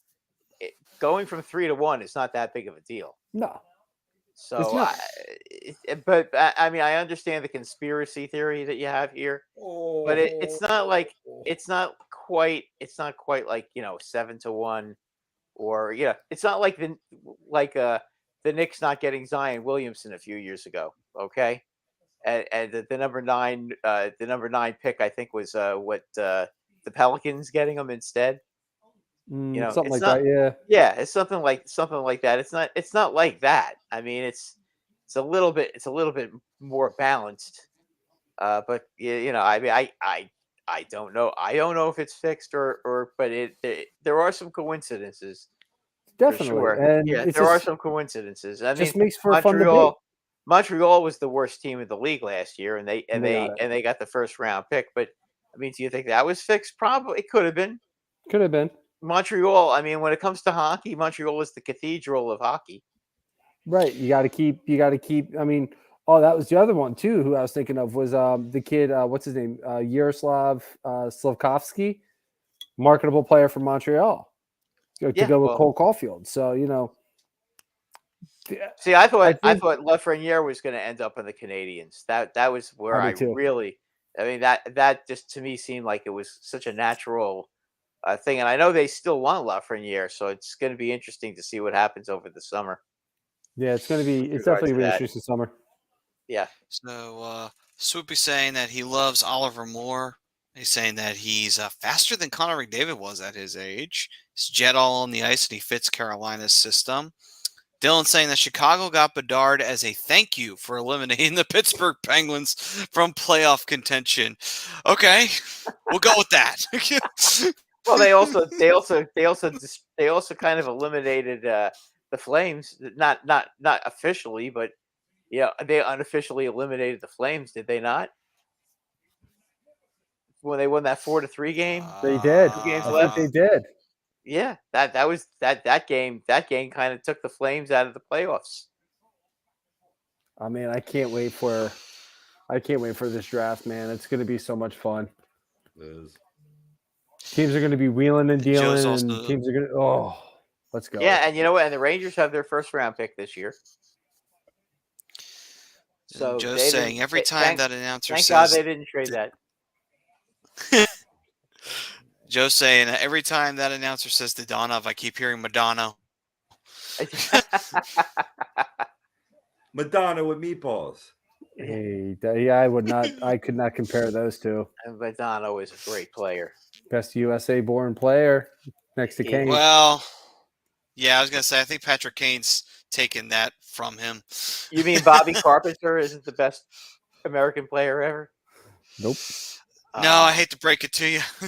Okay. Remember when he came up, he had 52 goals, I think, in his second or third year. You know better than me. Then he gets traded to the Rangers and doesn't do crap. Sounds about right. Yeah. Well, hey, it was because he was wearing red, white, and blue. He just couldn't take it. Couldn't handle it. Different kind of pressure in New York, man. It's a different kind of pressure. It was.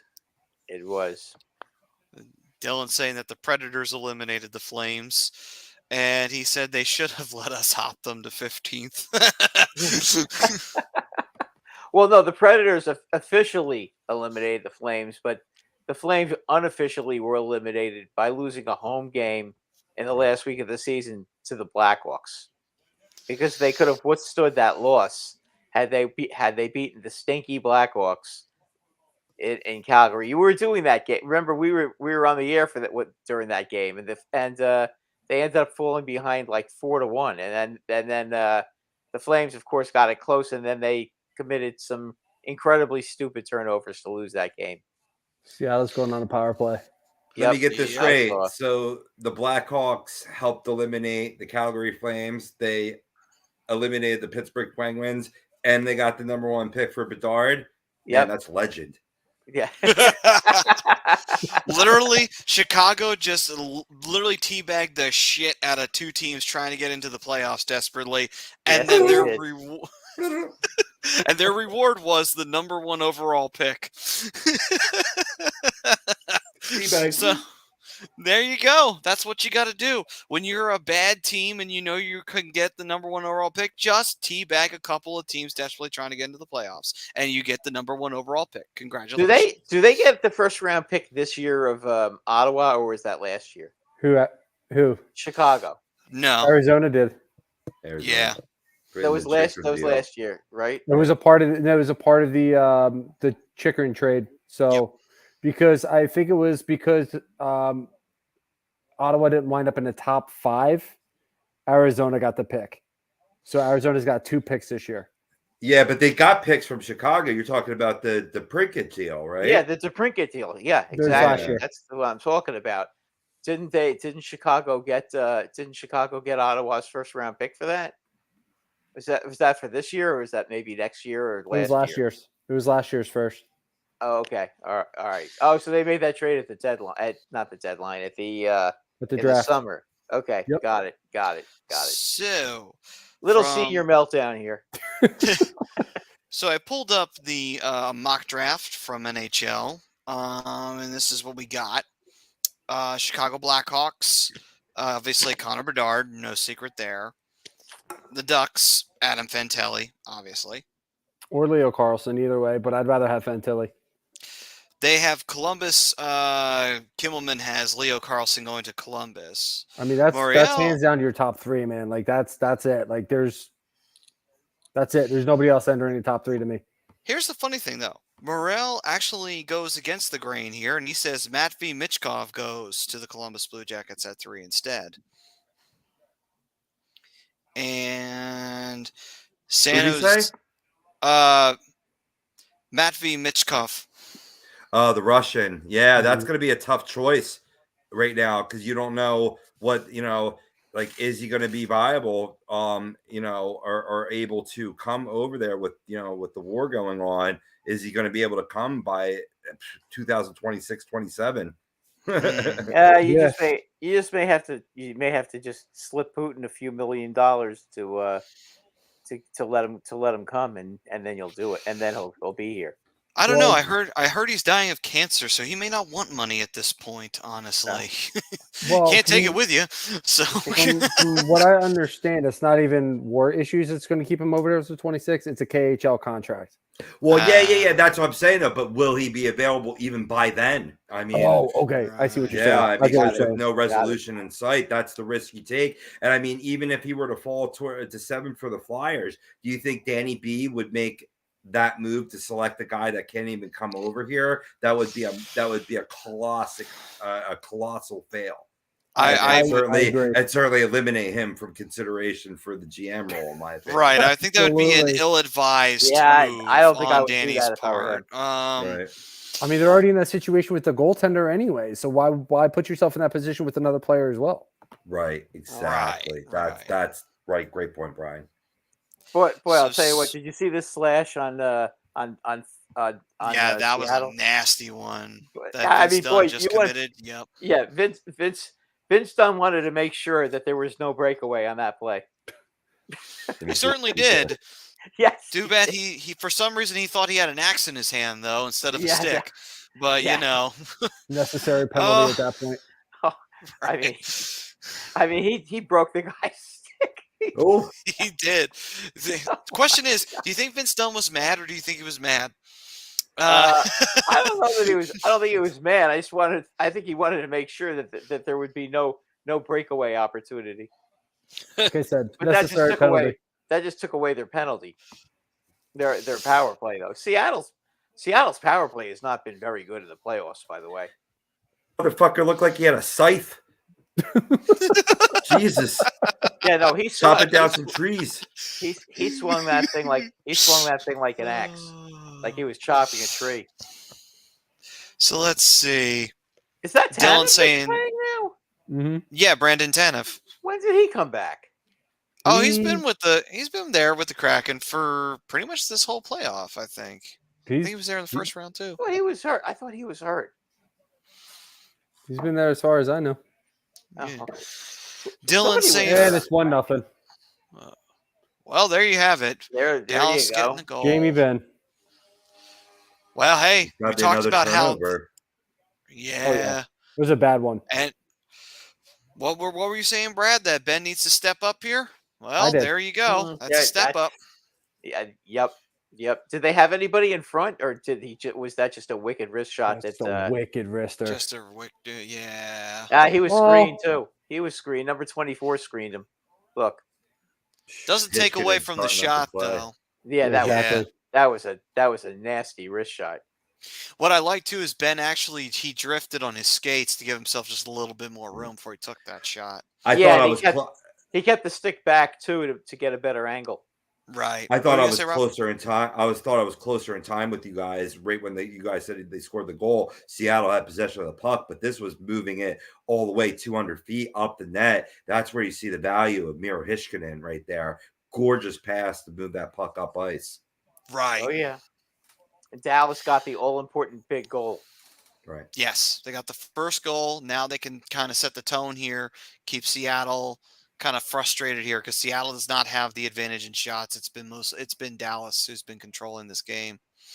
Yeah, there you could see the sense of urgency with Dallas right now. Yep. Now, It's a lot amazing can what change.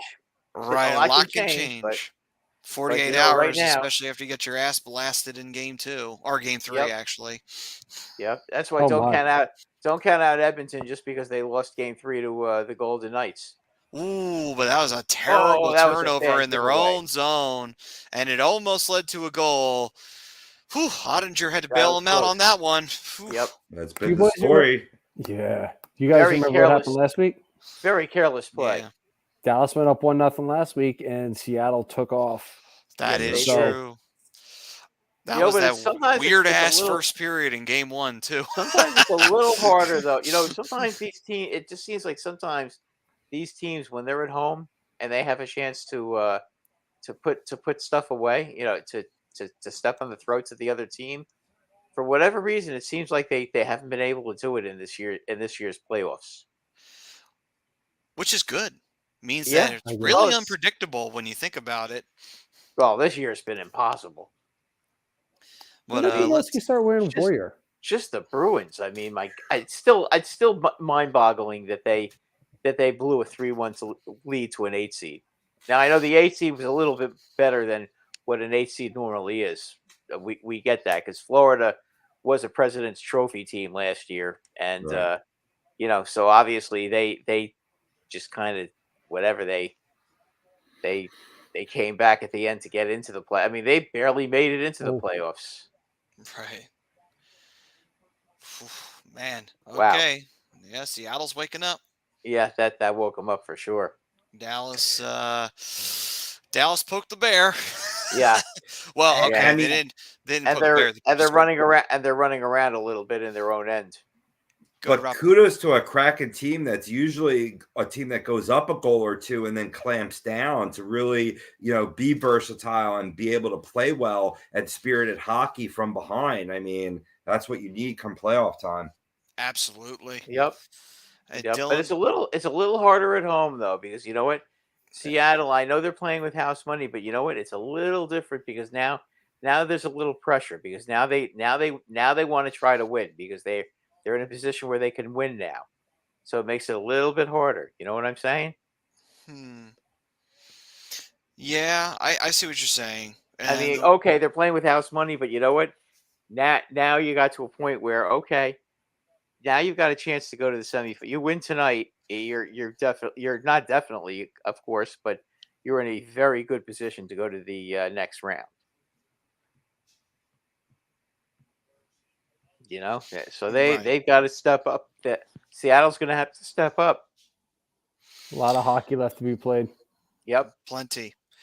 Dylan saying Flames eyeing up Crystal, Danielson, and Wood. Crystal compared to Patrick Kane, Danielson compared to Patrice Bergeron, and Wood is compared to Tage Thompson. I'll take all three. Yeah, right. Honestly, it might be a little bit of a reach, but I would love it if the Flyers considered Andrew Cristall. I think he'd be a really, really good fit for the Torch system, and I think with his style of play and his skill set, he could be a very good asset for the Flyers. Interesting. Swoopy was saying Kane was supposedly playing with an undisclosed injury and he was hiding it. It wasn't undisclosed, and he wasn't It hiding wasn't it. It was his undisclosed. hip. He had a hip injury. Everybody knew that. Everybody knew that, except it seems like the Rangers. He was dealing with that injury long before he got traded to the Rangers. Yeah, he Right. hurt his hip in December. Mm-hmm. Joe was saying, ain't going to lie, I got excited for a second when they announced who got the 8th pick when it wasn't Philly, and then it ended quickly. Yeah. Yeah. Yeah. And Now, Kevin Jaden Dixon. Schwartz only missed. Jaden Schwartz only missed the net by 40 feet on that one shot just then that they just showed. Oh, only 40. Okay. Yeah, well, he was considering he was 3 feet in front of the net and he basically shot it into the corner. That's kind of missing the net, doesn't it? Isn't it? You know what it is? He gripping his stick a little too tight on that one. Just like, calm down. Calm down. But that's what I'm saying though. These guys, they're still human. Once you get a chance, once you start smelling it, the pressure starts building. Right. Seattle can probably smell it now, and it can smell getting to that next round. And now all of a sudden it's like, oh, now it's not so free and easy anymore. And Kevin Dallas Dixon is playing saying, desperate. right. Kevin Dixon saying, "What's up, What's up, fellas? Long time no see. Yeah, what's been going on, Kevin?" Okay. And he's saying, I'm going to be honest as well. If the Kraken do make it all the way, I'll be surprised. A lot of people will. Yeah. Swoopy saying, is Jones still playing for Seattle? No, Dubauer. he's not. Yep. So Dallas has been playing with some really sweet uniforms all playoffs long. Yeah, they changed like that their out uniforms. from the old ones. Yeah. I like their uniforms. They look sharp. To be fair, they needed a rebrand. For a long time, they had needed a rebrand. So they did right by that. What uniforms are you talking about? The ones that they've been wearing the last few years? Yeah, but I think that's what he means. Yeah. The green and black are sharp, I think. Oh, the neon ones the glow in the dark uniforms, the highlighter. I like that. Oh, nope. It's the 7-Eleven logo on the helmet. It matches so well with the green. It's true though. It's so true though. I like that though. It kind of catches your eye. I like the road unis more than I like the all green. Well, the road uniforms look just like the North Dylan Stars. saying Vegas uniforms. beat him. I mean, that's probably going to be that way anyway, because they do try to harken back to that because of just how popular the North Stars brand still is. It's the same thing with, Carolina wearing the Whalers jerseys a couple of games or what have you, always harken back to the good old days when those teams existed. Yeah, but they're still the same franchises. They're just in different cities. Right. And they just changed their names. In Carolina's case, not only changed the name, changed the whole color scheme on top of it. Although I don't think the Whalers colors would have, I don't know, maybe that dark navy blue home jersey they had towards the end of the Whalers, maybe that would have fit with the Hurricanes, but the light green one, no, that would not have worked for the Hurricanes at all. You're right. Let's see here. Dylan saying Vegas beat Edmonton last night by staying disciplined. Edmonton lives off the power play. Their power play merchants take that away, and they're a bottom tier team. Very good point about me. That's what worries about you. That is a situation that's not far from the truth. They're still not a great defensive team either. Nail on the head, Dylan. Nail on the head. You take away the power play, Edmonton is very beatable. Right. That's exactly what Vegas did. Yeah, but the problem is they're so fast they draw a lot of penalties. Right. They can. Yeah. Right. Swoopy saying nobody takes penalties on purpose. No, true. Vince Dunn did. Well, yeah. He forgot that he was playing for a relevant team. He forgot he wasn't in St. Louis anymore. He wanted to see if he could chop down a tree. He did. Got to stop a breakaway somehow. Yeah, he did. Swoopy saying, never understood why hitting a crossbar or a post is not counted as a shot on goal, because it most likely it wasn't going to go into the net. That's probably why they would consider it not a shot. Usually the only thing they count is if the goalie has to actually make a save, actually has to get in front of that shot, that usually means that that's accurate, that's going to go in 9 times out of 10. Because when it hits the net, it's wide. Right. They don't count shots on goal in soccer when they hit the posts. Right. Right. Post is as good as the dasher board, as good as the netting. It's if it hits a referee, it's part of Yeah, I the mean, structure of the playing listen, surface. So it's not a shot. it's just Right. it's annoying for the fans and it's annoying for the players when you hit the post. I mean, Sure. and if you happen to be the guy hitting the post, it's annoying for you. Who cares if it's not counted as a shot on goal though? Because when you hit the post, that means your offense is buzzing and you gain momentum from that anyway. Yep. Just as good as yeah. a shot on goal. Oh Oh, yeah, I Right. absolutely agree. it's Riley. like it's like you're sending a shot that hits the post as a message to the goalie. Right. Or Right. when you're in overtime in the playoffs, usually when you hit the post, that's usually the sign of, oh, great, it's going to end up in the back of our net. That's usually how that goes. Oh, don't get me started with that. 2013, 2014 against Rangers and Kings. 3 double overtime games, and all 3 of those double overtimes we hit the post. Oh, man. Oh, how many teams? I just remember. What was it? Game 2 when that game went into overtime and McDonough hit the post, and then 13 seconds later the Kings ended it. And you're sitting there. First, you're mad because the shot hit the post, and then you're not even over being mad, and then the damn puck's in the net on the other side. It's just like, oh God, just get away from me. Turn off the TV. I'm sick now. Amir Garrett is coming. Oh gosh, here comes Amir. Another one of those sightings. Yeah, that was horrendous.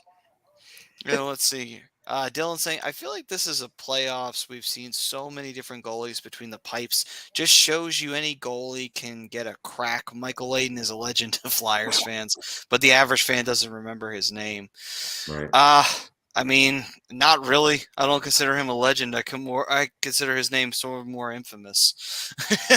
Well, the other thing too is and I said this earlier in the year, you're seeing increased offense. Goalies can only do so much. The league has done a lot to create a lot of offense, and you're seeing it. It's leading to more goal scoring, and goalies aren't looking as sharp. Even look at Andrei Vasilevsky. He hasn't been as sharp this year. He's let up a bunch of goals. Sure. His numbers are high. All goalies' numbers are on the rise right now. I mean, look at the Hurricane Devil series. They haven't had a game where they scored under 5 goals. I mean, you're just seeing just increased offense. How many 5+ goals games have we seen in this playoffs alone? Right. Teams are going off, and goalies are paying the price. It's increased offensive numbers.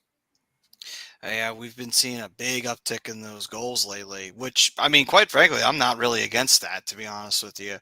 It's interesting. See the 1980s come back to haunt everybody. A lot of goals equals a lot of viewers. Yes, Yeah. that is true. Let's see here. So back to the mock draft that we have going on. Sharks at number 4. Kimmelman has them taking William Smith. And Moriel had them taking Leo Carlson. Be interesting if it actually went that way. I'd actually be very happy if that happened. If this dropping to 5, if he dropped to 4, but if he dropped to 4, I would actually like that, to be honest with you. I thought you said he had San Jose taking Will Smith. Kimmelman did. Oh, Moriel Kimmelman did. Okay. Yeah. Okay. I missed that part. Montreal, Kimmelman has them taking Matvei Mishkov, which I don't know if Montreal does that either. But Montreal, I guess, could take that risk since they already have a lot of talent there. And time to wait. Mm-hmm. Right. Moriel is going with that was interesting. Is that UConn again? Jesus. Yes, Moriel. Yeah. Moriel believes that it'll be William Smith going to Montreal. The Edmonton Oilers should get the #1 pick every year. So Sevis, McJesus. Patron saint of the draft. Yeah, right. Patron saint. Meanwhile, the Arizona Coyotes at 6, Kimmelman has them taking Ryan Leonard. Moriel has them taking Zach Benson. Those three. That's the pick they get from Ottawa, right? Yes. Yes. Yeah. So, no, it's a 12.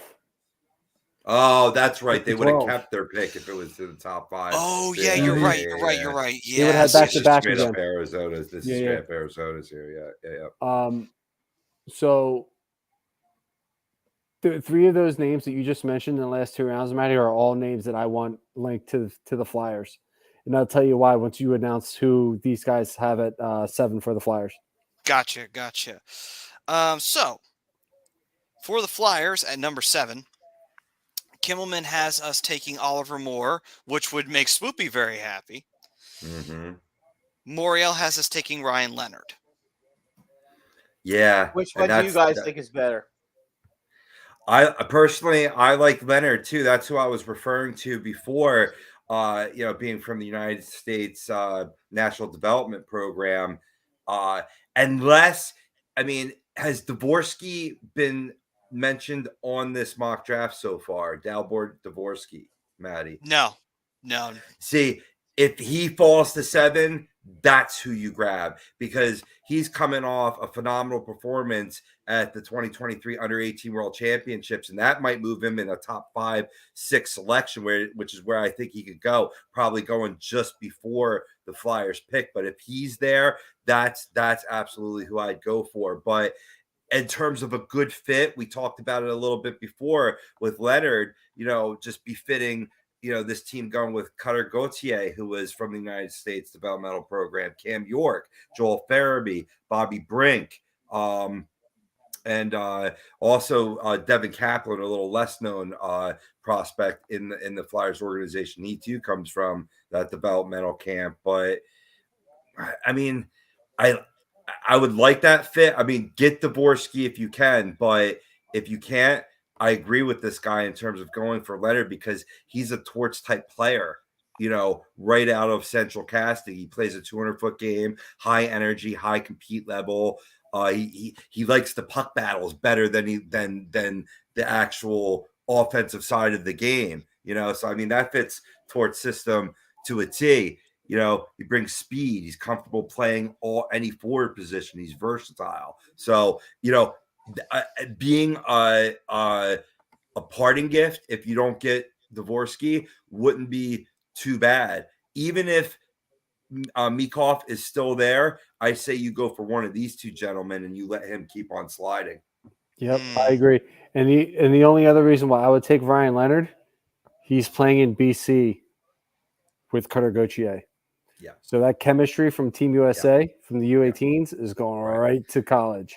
And a lot of these guys have played in juniors together too. You know what I mean? So it's just going to build. If you're trying to build a new core, this will add towards it. If Leonard is the best available at 7, then use that pick that you earned there at 7 to add on to that core. If you could get a better talent, I think, in Dvorsky, then you go for there. But the best talent would be Mikov. I just wish we had some clarity around it. Yeah, absolutely. Yeah. Like for me, I'm all about Ryan Leonard. I'm about Dvorsky. I know he's not going to drop. I know he's going to get picked in the top 5, but how fitting would it be for the Flyers they may even move up and get him. Will Smith. Yeah, dude. Come on. Just the name alone is Philly. The name alone is Philly. If Briere could orchestrate a deal to move up and get Will Smith, it's not right far. there. You just have to climb the that night, the interim shed. Oh, absolutely. It's not out of the realm of possibilities. You offer a first, maybe throw a little some, maybe a little Kevin Hayes in there, maybe a little Ivan Provorov. Jump up, get Will Smith. You're only going up 2 spots, so I don't think it's going to take that much. Right. I would love So it. Dylan's saying if Zach Benson drops to the Flyers, I'd take him. He's got a lot of potential. Benson's another good one. I've seen Benson being taken by Montreal in a lot of mock drafts. Sure. Swoopy saying, well, then go get Barrett Hayton to pair with Morgan Frost, because Hayton and Frost played together in juniors. Let's see here. Washington. There is something to be said about that, though. No, you're right. Maddie's yelling at us double time. I think somebody has the volume up either on their laptop or their headset's not plugged in all the way, because we're getting feedback from me saying stuff.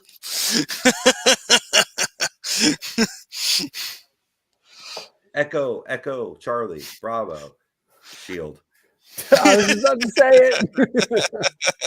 Sorry. Let's see here. Washington. Getting yelled at by Maddie in stereo. There you go. There's a haunting nightmare you can never wake up from. Washington. The Kimmelman has them taking David Reinbacher. He's another one I want the Flyers to look at too. Best defenseman in the draft, and we talked about it earlier. Flyers need to upgrade at defense. Right. They definitely They could use some scoring too. Oh, for sure. Yeah. Now, for Moriel, he has Dalibor Dvorsky going at this point for Washington, taking him. He's a fine player. Put him in the OV. Yeah. But this is where he was gonna go before. I mean, maybe he doesn't get as much of a boost, from one tournament. They're going to continue looking at the body of work, and there's some holes, but I mean they're minor. When you're talking about this talent level in this draft. Oh no, for sure. And you place a kid like Dvorsky with a guy like Ovi, he's going to fix those holes real quick. Yeah. Like that team is as old as it is. There's a lot of veteran leaders on that roster that will help develop a young player like him and turn him into a real talent. For the Detroit Red Wings, Kimmelman has them taking Zach Benson, and Moriel has them taking Oliver Moore. Oliver Moore, I could see being taken down there. Zach Benson, you think gets taken earlier? I do. Yeah. A lot of mock drafts I've seen have him being taken 6th. I think I said that, didn't I? That I saw Montreal with Yeah. It was either Montreal or Arizona, I don't remember. But regardless, I see Benson being in that 6 to 8 range. So let's see here. At number 10, St. Louis, Kimmelman, Dalibor Dvorsky. Moriel has Edward Sally. Is that the defenseman? Yeah. Right. Oh, no, I'm sorry, Yeah. left winger out of the Czech Okay. Republic. And I may have said the name wrong, honestly. It may be Sale, but... Czech Republic usually puts out some pretty good scoring wingers. Right. Look at Yager. Yeah. Yeah. Only the An best example. Right, exactly. Washington needs speed in the worst way right now. Ooh. Yo, dig this stat line. Ryan Leonard, right? 76 points, 42 goals, 34 assists in 49 games. Oh wow. I like it. Wow. Yeah.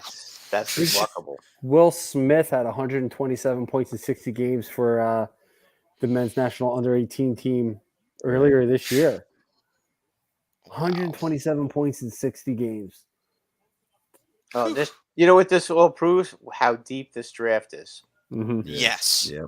I mean, there are so many really good players in this draft. And the thing is like Will Smith kind of like a lot of these players are popping up out of nowhere. Right. Like you had your main 4 or 5 that everybody talked about. Now you got some of these other guys they were talking about earlier dropping. Obviously not the main 3, but or even 4 if you want to include Mitchkov. Are any of these guys goalies that they're talking about? No, none of No, these guys no are goalies? goalies. Okay, A lot of what Um, I'm seeing in the top 15 are all forwards. I think I've got it. seen 2 defensemen taken in the top 15. let's see. When's the first goalie get selected in the mock draft you're looking at, Maddie? I bet it's Uh, second round. Second or I'm third for not sure. seeing one for a good long while here. Yeah, I'm not seeing any goaltenders so far. Yeah, it's hard to draft a goalie in the first round because that's Right. it's like a quarterback, you know. Right. Plus, the you last screw 2 up, drafts have been kind of goalie heavy, where we've seen a couple go early and stuff like Mhm. that. yeah, Now if you you got the screw up a forwards coming goalie, about. yeah, Yeah, Right. exactly, if you Rob. screw up on a goalie, you're in big trouble. Yes, Right. yes. For Vancouver, Kimmelman has Edward either Sale or Soleil. I'm not sure how you would say it. I'm going to assume Sale. We'll just go with that. He is being taken by Vancouver from Kimmelman's side of things. Moriel has them taking Brandon Yeager Oh, or Braden Yeager. I like that pick if they decide to go Braden Yeager. I think it's a little bit of a stretch, but I like that. They need a good center. They need a good big bodied man up the middle. I think Yeager could be good for them. And let's see here. Number 12, Arizona, this being the one from Ottawa. Kimmelman has them taking Gabriel Peralt. Moriel has them taking David Reinbacher. And then at number 13, Buffalo, Kimmelman has them taking Matthew Wood. I don't know much about him. Matthew Wood, game is better as the season went on. Capped about 13 points, 7 goals, and 6 assists in 7 games for Canada at the World Under 18s, where he answered any questions about his skating. His size is 6'4", 193, and the skill makes him one of the best players below the dots in this draft class. The Sabres have built an impressive array of young offensive talent, led by Tage Thompson, also a Connecticut product, like this gentleman is because he's playing for Connecticut in the NCAA, along with Alex Tuck, Peyton Cripps, Dylan Cousins, and Jack Quinn. Would make a strong group even better.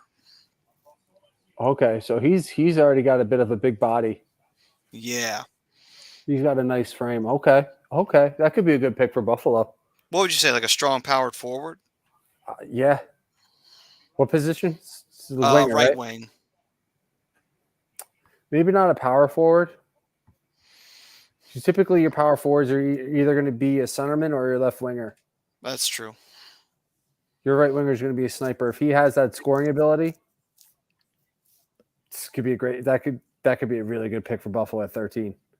And Moriel has them taking Nate Danielson. I don't know much about him either, but I know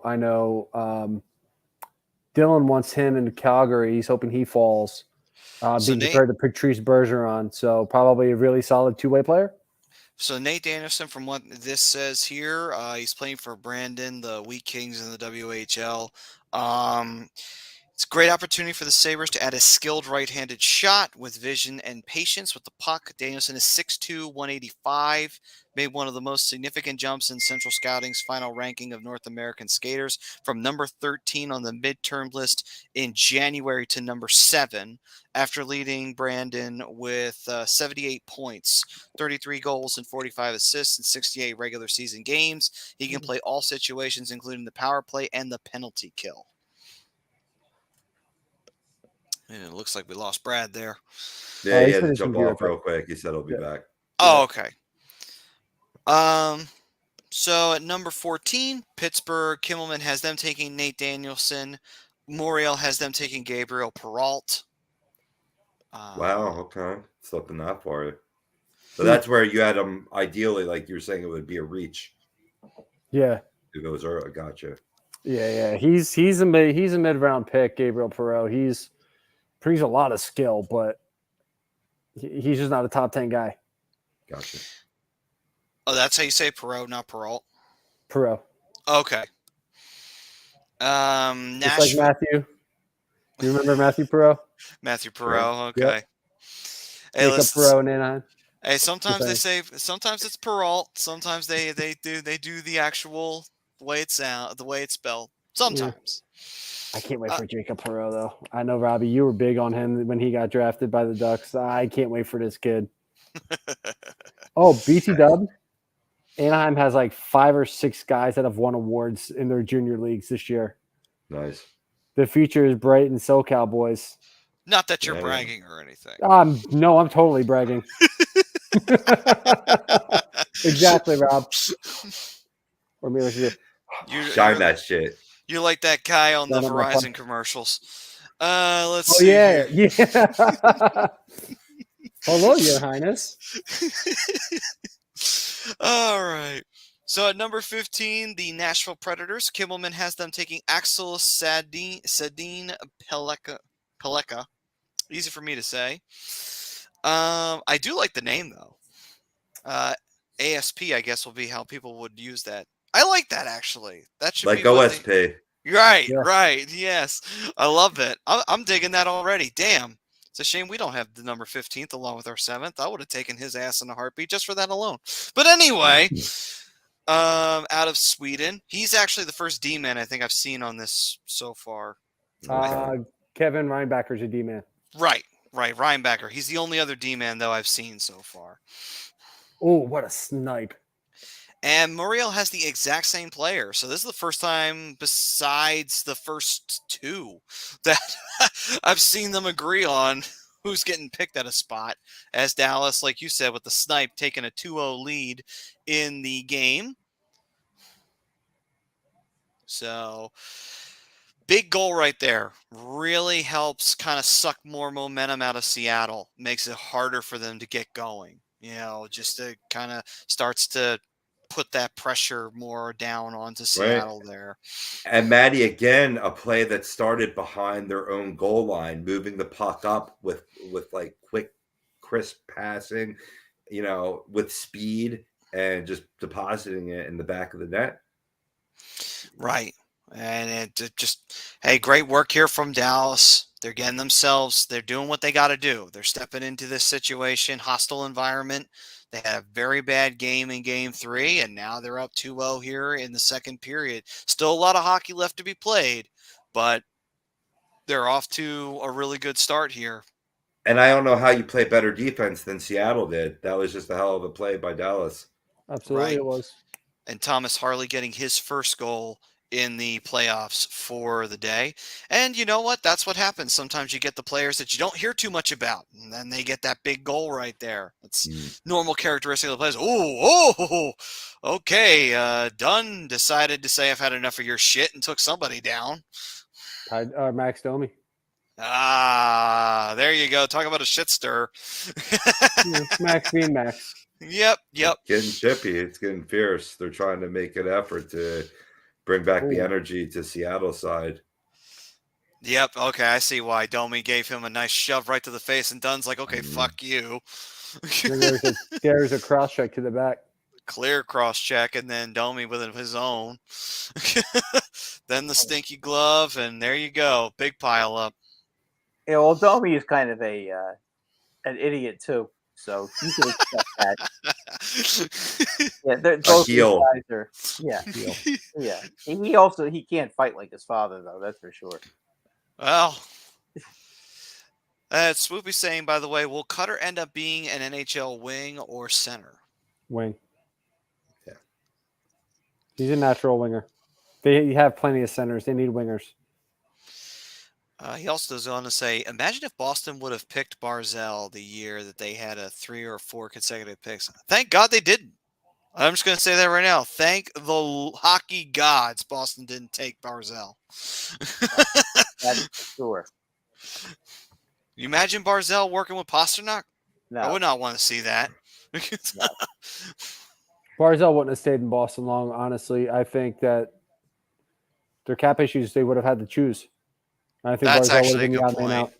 Yeah, now that you bring that up, that is a good point. I think that's the reason why. I think that's the reason why. Don. What's up, Don? What's up, D? He goes on to say, poor Maple Leafs make it past the first round just to get curb stomped. This is Swoopy saying, I couldn't believe Boston passed over Barzell the year of the draft, adding on more to that. And he says all three of those players on Boston now. Again, let's just be happy that it didn't work out that way. Very, Yes. very happy. Yeah, they're good enough without those guys. Without Right. Barzell. Thank the hockey gods for the salary cap. Yep. All let's wrap right. this up. I got to go to bed. I got a long day tomorrow. All right. Agreed. Well, there's only one more pick left on the mock, and that's for Calgary. So Kimmelman has them taking Samuel Hanzik, and Moriel has them taking Otto Stenberg. I don't know So, either of those guys either. so from So wait, what? real quick, who did they have taking Cristal? Nobody. They had him being taken by We don't no even one. have him in the top 16. Nope. He did not come up in the top 16. Wow. Not in here. Maybe he'll fall to 23. What you maybe Rangers might get a certain gem at team- 23. Yeah. Well, thankfully they didn't trade their pick. So that was fortunate that they didn't trade their pick to St. Louis for Tarasenko. They traded Dallas's pick. So Oh, right. Trying to see who Dylan That's right. wanted. They did. They kept their pick. yeah, they kept their So- pick and they traded Dallas.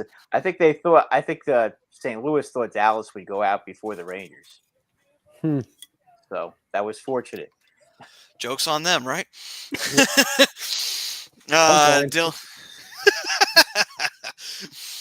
Dylan saying when he was picking Cristal, Danielson, and Wood, really, they don't have Cristal here at all. And they had Wood and Danielson going well before the Flames.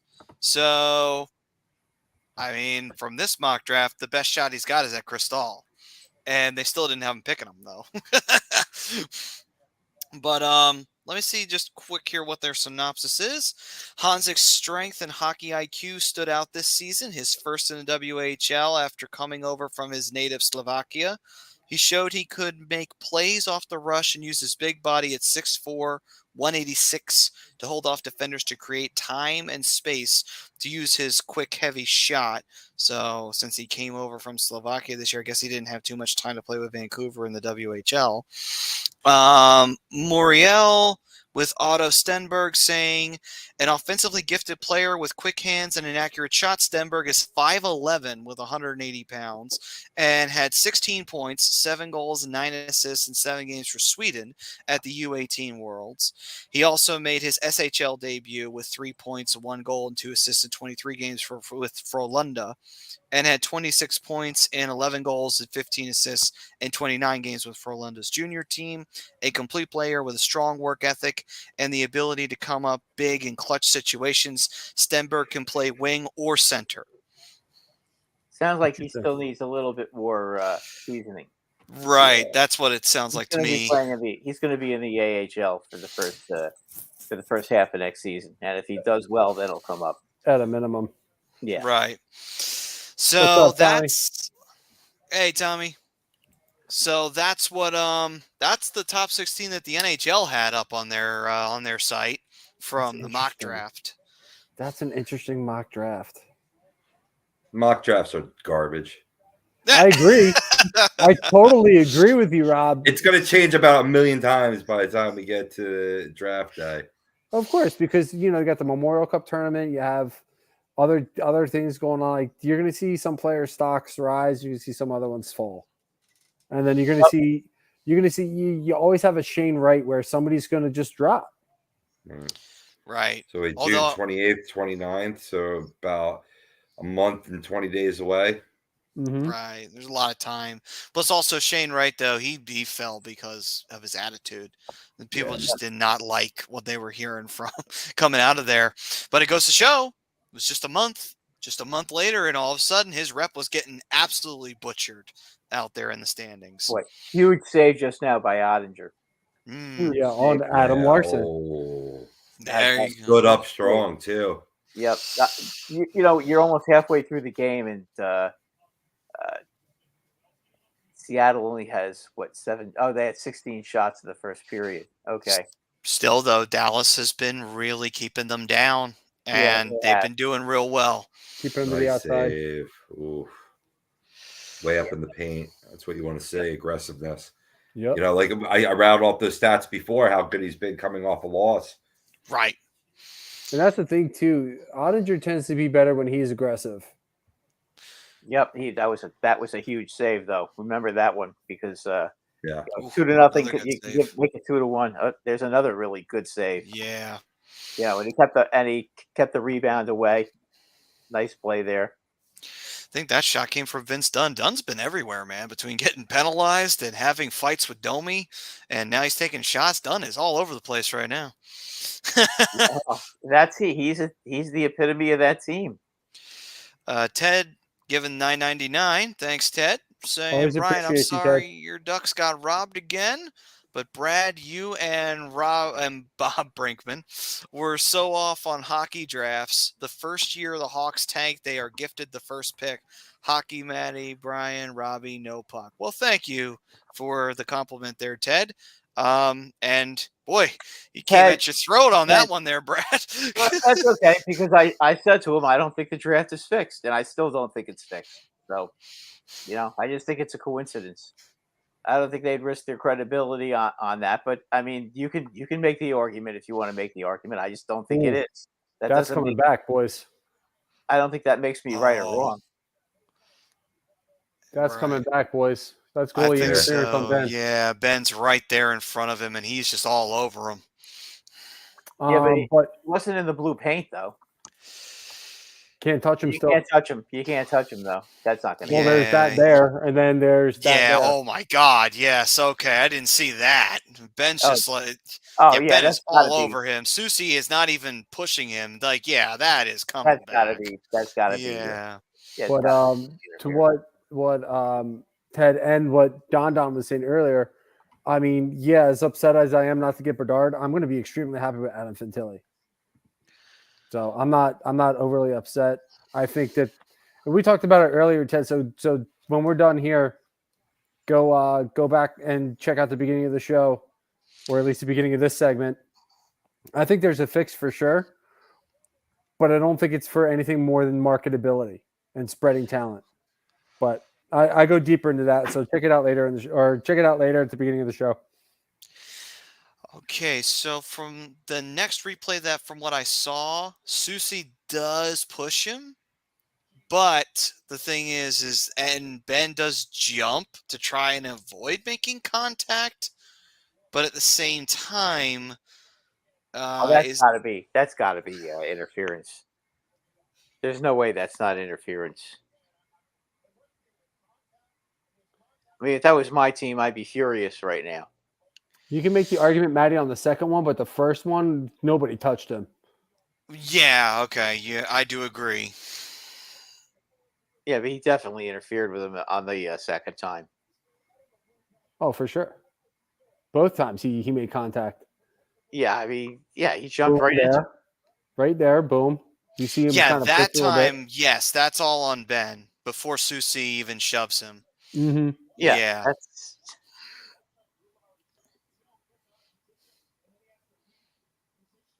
Yeah, you know what?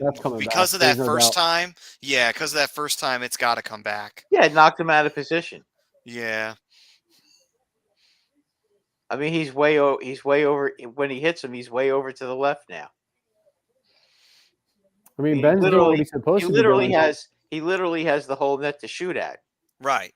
If Ben was in front of him and not touching him, okay, fine. He's just screening him, and then Susie shoves him and makes contact. Okay, then you can make the argument that, okay, was it or was it not? But because of that first time. Susie did push him, but Ben purposely made sure he bumped into the goalie. Right. Ben being a veteran player, he knows what he's doing. Yeah, that's that they're going to take that down. This is taking a little longer than I would have thought, though. Susie touching Ben doesn't matter. It's the first initial contact that they're going to look at. Right, because that first initial contact would be the reason why you would consider this goaltender interference. Like I said, if you took that first time away and that never happens, he knocked him completely out of the crease. He's not even in the blue paint. Right. That's how much he knocked him out. I mean, come on, you can't. I mean, Grubauer almost did a freaking split. Grubauer kind of contact. embellished a little bit, and I'm sure he did that on purpose. But Right. regardless, the contact there was made initially, and then there were secondary contact. So regardless, his goal is coming back. I'm with Brad. It's taking a little bit longer than I thought, but this is no goal here. Yeah, they can't give him that goal. That's ridiculous. Well, here we go. They called it a goal. They called it a goal. Wow. Boy, oh boy. Wow. Okay. So are we back to wondering what the fuck goaltender interference is? Yeah. Right. That's as bad as some of the stuff from 2013-14 when the Kings screwed over the Rangers. That's as bad as some of that stuff. That's ridiculous. Okay. See, I understand from the second bit of contact because Susie made the push. But the first bit of contact, that alone should have been enough to warrant goaltender interference. So I'm very confused by why they made that call. Is it because Grubauer embellished it? Is it because Grubauer has his gloves resting on the arm of Ben and it looks like he shoves off of Ben? Is that what they're thinking happened? I wonder if it's because he didn't take the shot until the second contact is made.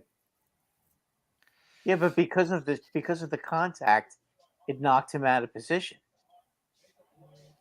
And he lost his perception where the net was because he was outside. He was actually so far out of the net. He was on the white ice on the left side of the net. Yeah, but because Domi didn't take the shot, I think they just negated that contact, and they just looked at the secondary, which led to the goal. I think that's what they were looking at. Hintz getting into it with Alexiak and McCann, and who is Grip?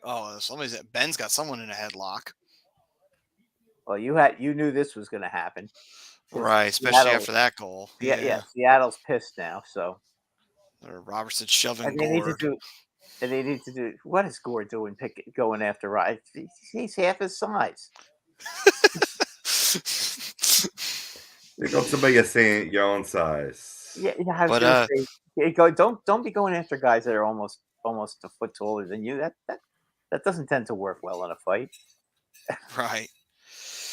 And then Ted was saying with $4.99, thank you, Ted, saying 2 questions for Brian. Do the Sixers close Boston out in Philly after dominating them in Boston? And have you been to any Canes game, maybe playoffs? Love the show. I'm going to answer the second one first. I actually just went on Friday to game 2 before they went up to New Jersey. And, dude, it was absolutely phenomenal. That's actually where I got this gear here, and I got my Rod Brindamore jersey. So much fun, man. Like, if you find yourself down here, I recommend going to PNC Arena. I was telling them earlier, just outrageous atmosphere, absolutely electric from start to finish. As for the Sixers, I still think it goes 7.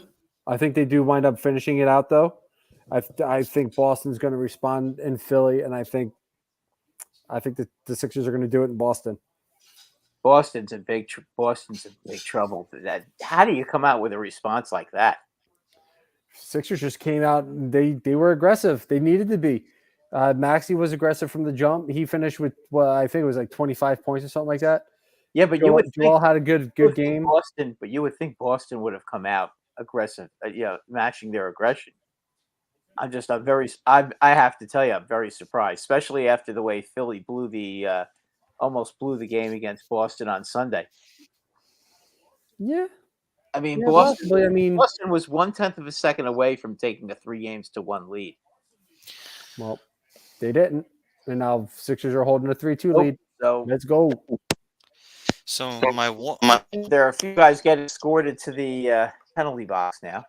Yeah, there's a couple guys went to the back. Ben went to the back, and so did not sure who on the Kraken. He had a busted bridge of his nose. That might have been Alexiak. It was Alexiak or McCann. I didn't see which one.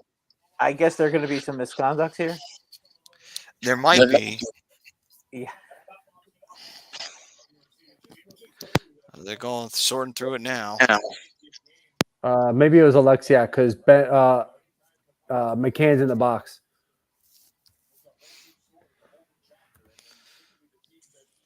Curious about this myself. Interesting. It's always interesting when these pileups go through. It's not easy being a ref in the NHL sometimes. All right, boys, it's way past my bedtime. I got to roll. All right, Bri. You take it easy, brother. And while we're at that, that's what we're saying. What draft did Ottinger get picked in? Aren't 3 players in the top 25 from that draft, including Ottinger, who should have taken earlier? Now he plays on the Stars. Interesting question. We'll have to look that up. While we look that up, I'll jump into our third period sponsor here to finish off that. Third period. Be safe. Love y'all. Take it easy, Bri. Third Good period night. sponsor brought to you by FanUp. The best way to enjoy fantasy sports. And they have daily NBA and MLB contests and plenty more. Win great prizes. Sign up today. Use the promo code A2D for 5,000 bonus points, which is a $50 value that you would get for free. All you have to do is use the A2D promo code. All right, then. And diving into the third period as we continue to do the live reactions to Dallas and Seattle. Dallas still has a power play, so not a whole lot changed off of that in terms of that whole scrum. Oh, nice save there. Yeah. And so while that continues forward, Hard to believe Seattle only might has as well 3 jump shots. in. 8. Seattle has 8 shots halfway into the game. Well, I think, is that just for the period? I think that might just be for the period. Are you Dallas sure? just scored again. 4-0. So might- you're saying Dallas has? Are you saying Dallas has 18 shots on goal in the second period? I mean, they've been controlling the No, play this pretty well. game. The game shots is 17-8 Dallas. Yeah. Oh, okay. okay. Yeah. I was gonna say. I was gonna say, boy, if they've got 17 shots in 10 minutes, that's Right. a lot. To of shots. answer Swoopy's question real quick, Jake Ottinger went in the 2017 NHL draft to Dallas in the first round. He was the 26th pick overall. Later in the first round, but still a goalie going in the first round. That's high marks for him. But if he was saying in terms of top 25 players from this draft, is Nico Hershier. He went number 1 in this draft. Miro Heiskanen, who we're seeing tonight. Cale Makar, Elias Pettersson. Let's see here. Owen Tippett, now on the Flyers, drafted by the Florida Panthers at the time. Nick Suzuki. We're starting to get out of that realm or what have you, but these were all players that went before Jake Ottinger in at 26. We drafted Morgan Frost 1 pick after him. Huh. Isn't that ironic? Well, Yeah. look, goalies don't normally get picked early. Nietzsche's. Martin Nietzsche's. He went in this draft too. Was that Pavelski that just scored that last goal? Yes. Boy, he's On amazing. fire. What a player. So, as we move forward, gentlemen, do we have any topics we want to talk about around the league? I'm going to get back to Brad brought it up earlier about Landeskog news that came down today. In case you just joining us or you missed this today, after missing this season following knee surgery, well, Landeskog will also now miss the entire 2023-24 season with his 3rd upcoming knee surgery in the past 18 months. We're talking about. I'll be getting that tomorrow morning, Wednesday. He will have a cartilage transplant this time. He's not played since getting an assist in that clinching Game 6 of the 2022 Stanley Cup Final, which is just mind-blowing. Now, with this being his 3rd time under the knife, like I said, in the past 14 months since that freak accident in the bubble, do you boys think his career is in peril at this point? Yeah.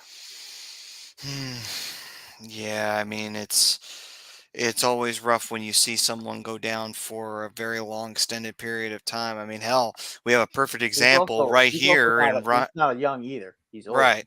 But we have a perfect example of that issue with Ryan Ellis. Right. Yeah, so it may turn into that kind of a situation where Landeskog has to call his career short very early. Yeah, 30 years of age. Yeah. Yeah. I mean, he comes out, of course, he says he's confident he'd play again since he's never had any knee issues in the past. Maybe this is just a series of bad luck and surgeries that weren't taken, but that's a lot of going under the knife in 14 months.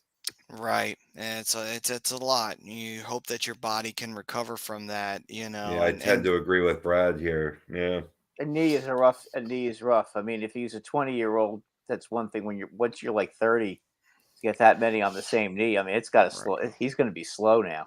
Right. Because Because once the knees go, and that's in any sport. That's not just in hockey. That's in every sport. Yeah, but I mean, you lose a couple of steps, and I mean, not that he was the most fleet of foot to begin with, but I mean, now it's good. It would be very hard for him unless he was like just a power play specialist. There's your goal for Seattle. Finally, they got one by Ottinger. Ottinger had no chance on that one. That was a pretty. I mean, Seattle, for all the work that Dallas has put into this game, Seattle's had some scary chances. They haven't, had it completely on lockdown. There's been those moments where Seattle's had those scary chances. Jake has had to make some 10 bell saves to keep him, off the board. That is one great pass, though. Look at this pass right on the tape. Right, that was a good pass by De Schwartz. Good neutral zone play, forcing them to cough up the puck. Yep. Right. Yep. And Jaden Schwartz getting his 30th career playoff goal. Obviously, most of them with the St. Louis Blues, where he originally made a name for himself. And to think that the Rangers picked Dylan McIlrath before they picked, and he went next in that draft. I think it was the 2010 draft, if I'm not mistaken. You never know sometimes, man. Just pops up. Yeah. Oh, I know. But Ted, Landeskog isn't gonna retire. He hasn't said that, but it is a very difficult situation for him right now with the knee. He says confident, try to get back, but I mean, he's going to be missing a whole entire season again now. So, yeah, it's 2 years. That's a lot. Yeah, that's a lot to miss. I mean, it's not. It's not even that. It's just getting banging off the rust too. Right. Ted saying Jake Voracek forced to retire sucks. It's a shame, but at least Voracek did have a chance to have a decent career before, he had no choice but to retire. Unfortunately, at Landeskog, it's kind of a different ball game. It's like, shit, he's only 30. It's like usually you're still playing pretty damn good into 30, Right. Well, 30 is kind of old for hockey, though. Yeah, but you still have stuff left in the tank. It's once you get to like north of 35, that's when people really start to. You do, but you start to slow down skating wise. But I mean, today a lot of the players do try to keep themselves in much better shape than they used to back in the day. Back in the day, I totally get that because. Let's see here. That's true. That's true. It's not like people are like Keith Jones where they're eating pizza, all the time, and just just in between periods. Although to be fair, that was a relatively long game.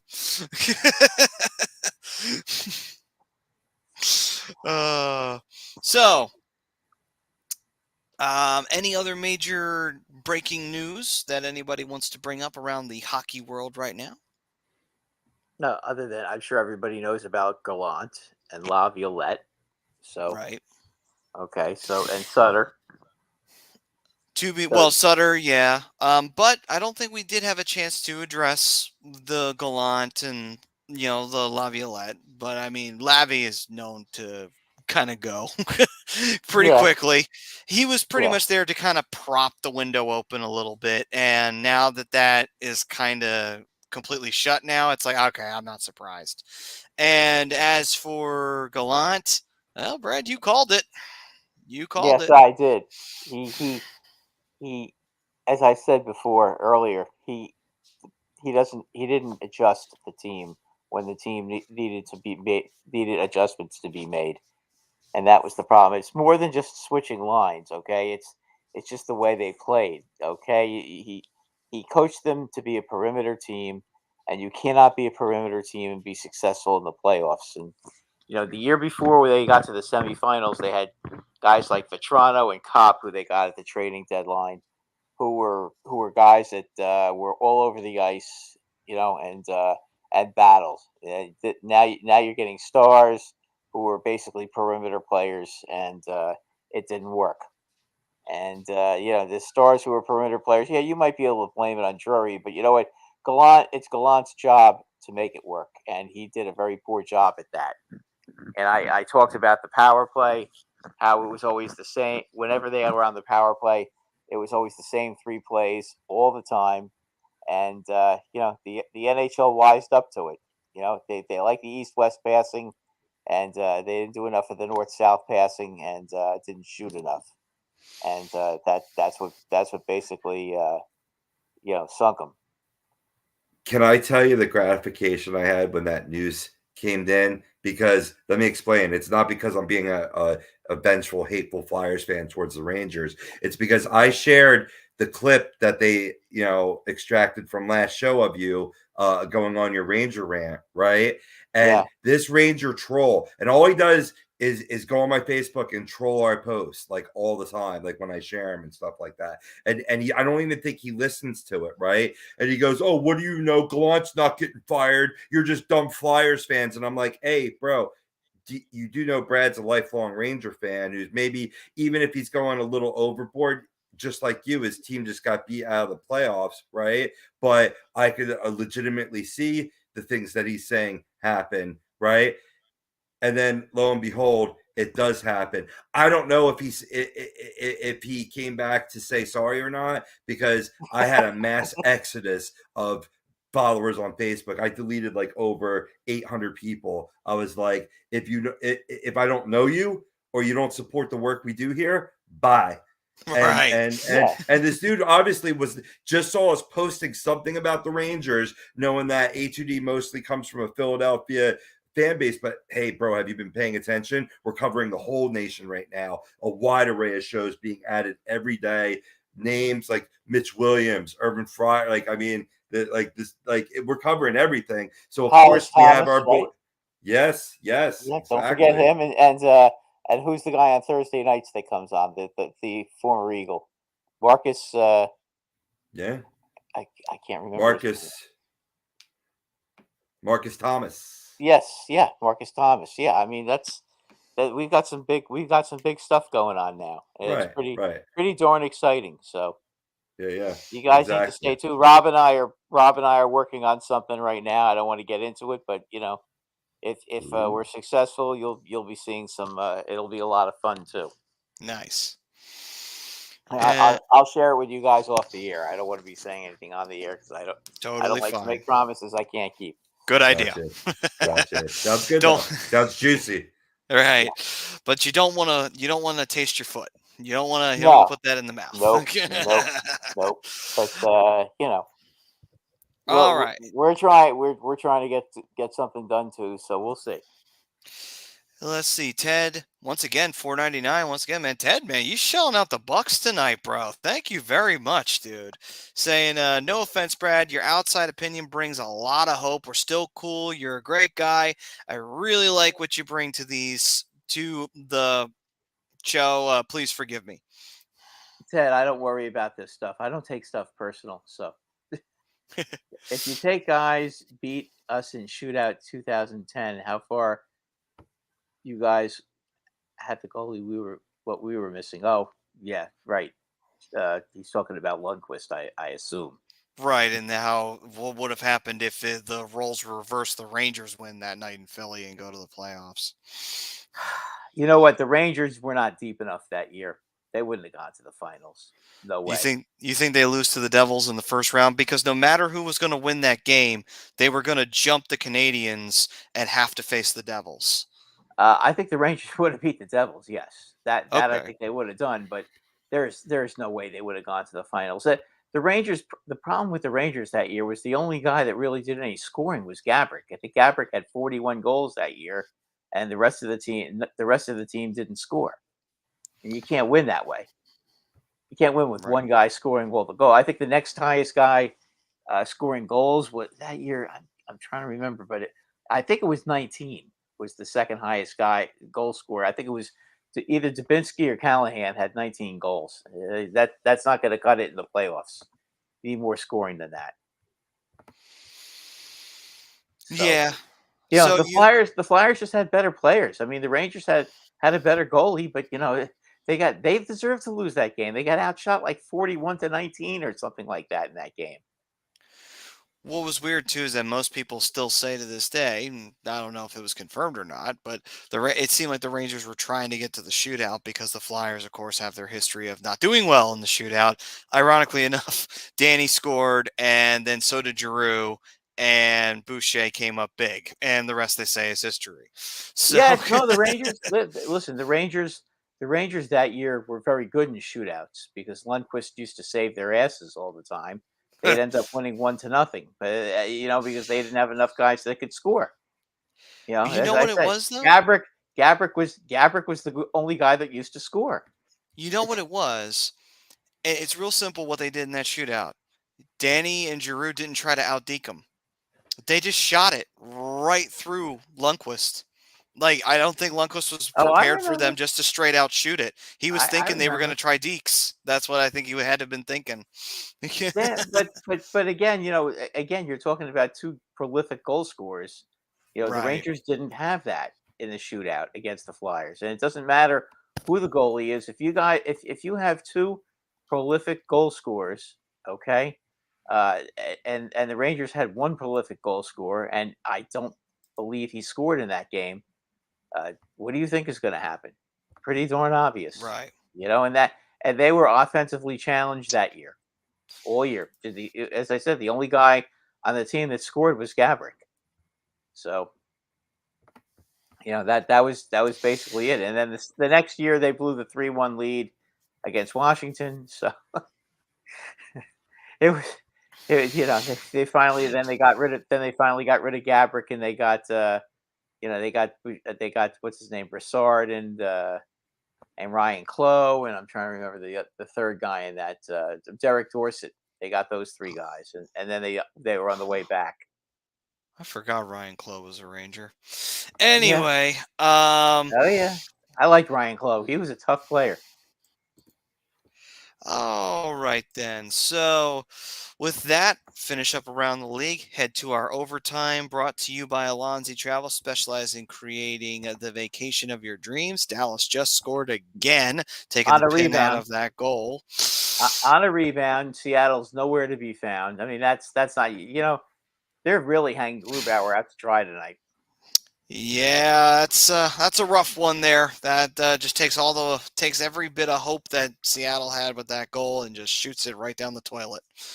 What a reversal from Game 3. What did I Right. tell you guys tonight? What did I tell you guys tonight about this 2-2 game? after this. I told you guys at the beginning of the game, there's no way Dallas is losing this game. Yeah, yes, you did. I Yeah, told you Brett that. called it. He If called it. If they come out with the same intensity that Seattle has, they have way more talent.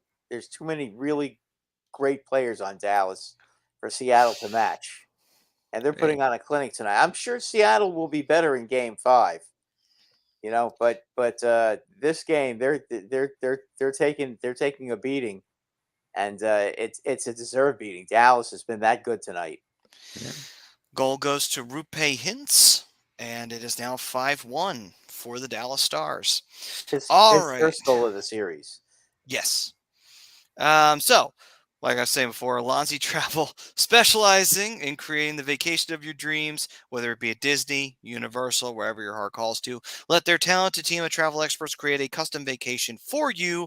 Ritz and Chuck's, They are travel experts. Get in contact with them at Alonzi Travel, and you'll be off and running on a wonderful little vacation for yourselves. All right, then. So on to our shootout segment, and we'll start it off with our player of the week. Robbie, why don't you take it away? Right on, man. You know what? Let me fire it up. Let me fire up the avatar, because a lot of people might think I'm going to go with Connor McJesus over here. No, it's Leon Draisaitl. He's earning the right to be called the best in the world. He scored 13 goals so far in Stanley Cup playoffs. And that's the most through the first 8 games of a playoff year since Yari Curry did it for the Oilers back in '85. Wow. Wow. That's a big name. That's a big name. Curry scored 70 goals. Used to score 70 goals a year with Gretzky on his as a center. So yeah, holy shit. Well, Okay. I mean, Well, McDavid to Gretzky is Draisaitl to Yari Curry, and there's a very, very eerie symmetry here with this year's Oilers team.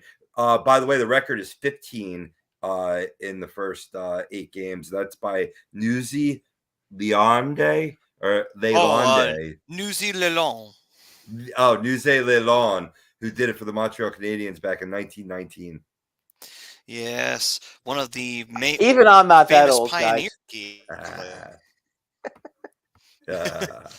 The only reason I even know how to correctly pronounce it is because I watched a few documentaries where they talked about him, and that's the only reason why I know how to properly say that. Whatever. Good job. We all know I butcher names. Move on. All right, Brad, take it away. Who is your player? Well, Rob, you kind of stole my thunder there, but that's okay. I mean, it's not even a question right now who's the best player in the playoffs, and who. If there was a trophy to be given out now, okay, then he would definitely get it without question. Draisaitl has been spectacular. An argument could be made for a guy you mentioned before, Matthew Tkachuk. Yeah, but 13 goals is 13 goals. Yeah. I mean he just, and it doesn't matter. I don't care if he plays with McDavid. Big deal. He plays with Verhaeghe, and Verhaeghe is no slouch either. So that's right. Having a good playoff himself. Yep. So, the guy's incredible. That's really all I can say. He's picked up his game to even a higher level this year than he has in his past years. Right. Ted say 1919. Geez, dinosaurs were at those games. Hey, man, they had to do something. They couldn't just keep eating each other all day long. They had to watch something back in the day. Exactly. Wearing straw hats and shit. Right. I could give an honorable mention to Joe Pavelski, though. He's having a hell of a series. What a return, too. Yep. Yeah.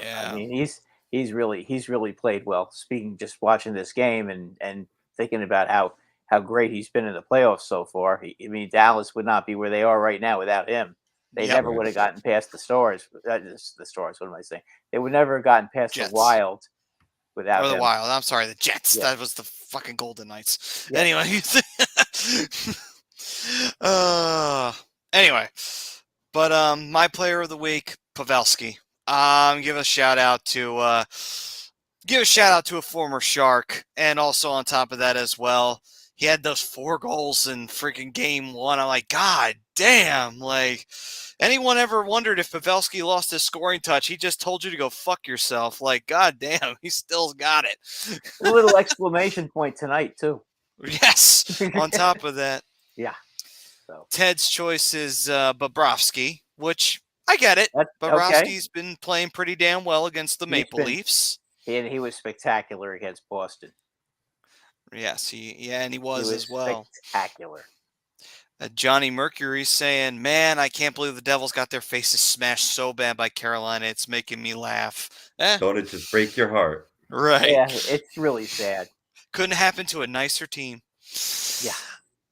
And his player of the week is Jordan Martinook. Remember, they put him on waivers, and now he's epic. Yeah, I remember when they put him on waivers. I was like, man, I wish the Rangers could get him, but I figured no way, they don't have any salary cap space. They So, probably could have used him in that series against the Devils. you bet they could. They could. We'll give him Miller. He could, and we'll take Morton. How's that sound? Right.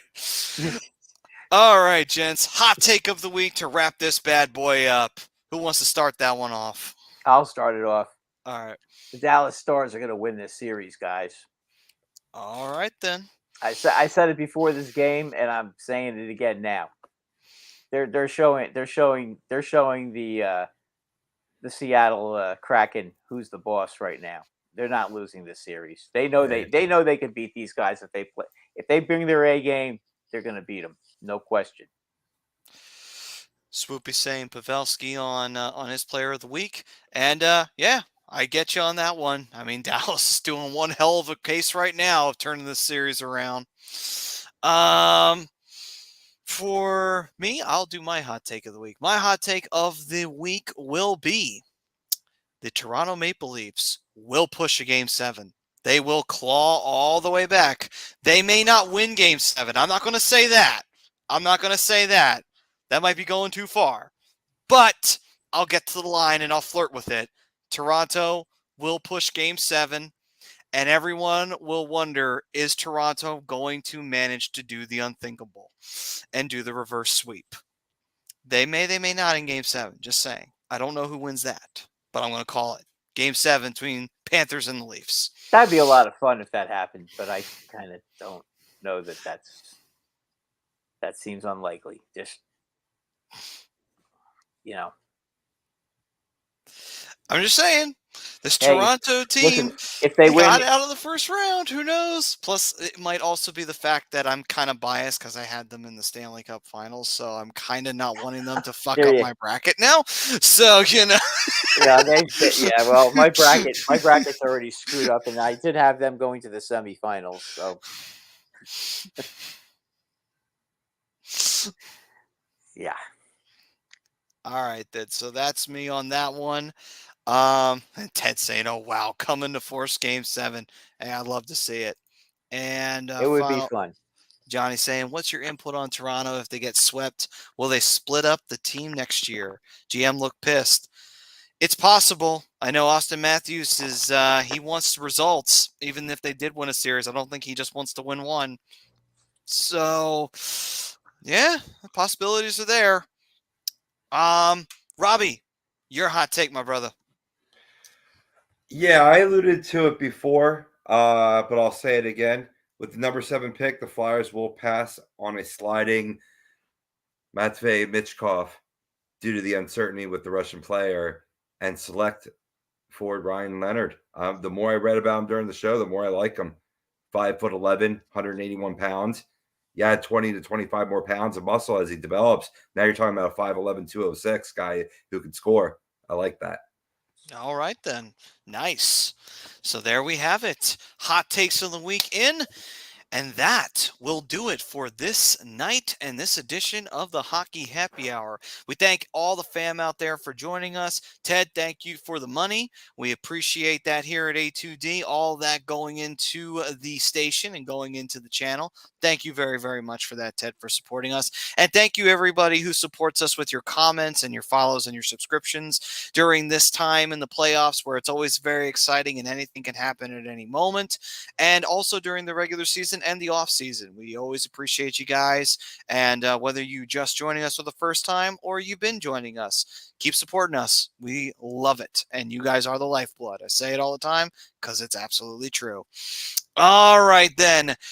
So next week, semifinals should be done, and we will be in the thicket of the conference final round, and we will see who are the final 4 teams in the playoffs. Which team's playing for the Clarence S. Campbell Bowl in the West and who's playing for the Prince of Wales in the East? We'll have to find out, and we'll know by next week. All right, then, guys. Until then, we will see you then. Up to the sponsor, physical therapy, Vidal. If you got any aches and pains, give him a ring or actually see him on the web at www.specializedphysicaltherapy.com, and they'll take care of any aches and pains for you. Until next week, from all of us here, stay safe, stay healthy, enjoy the playoffs, and we'll see you next week right here on A2DRadio.com. Peace and love, everyone.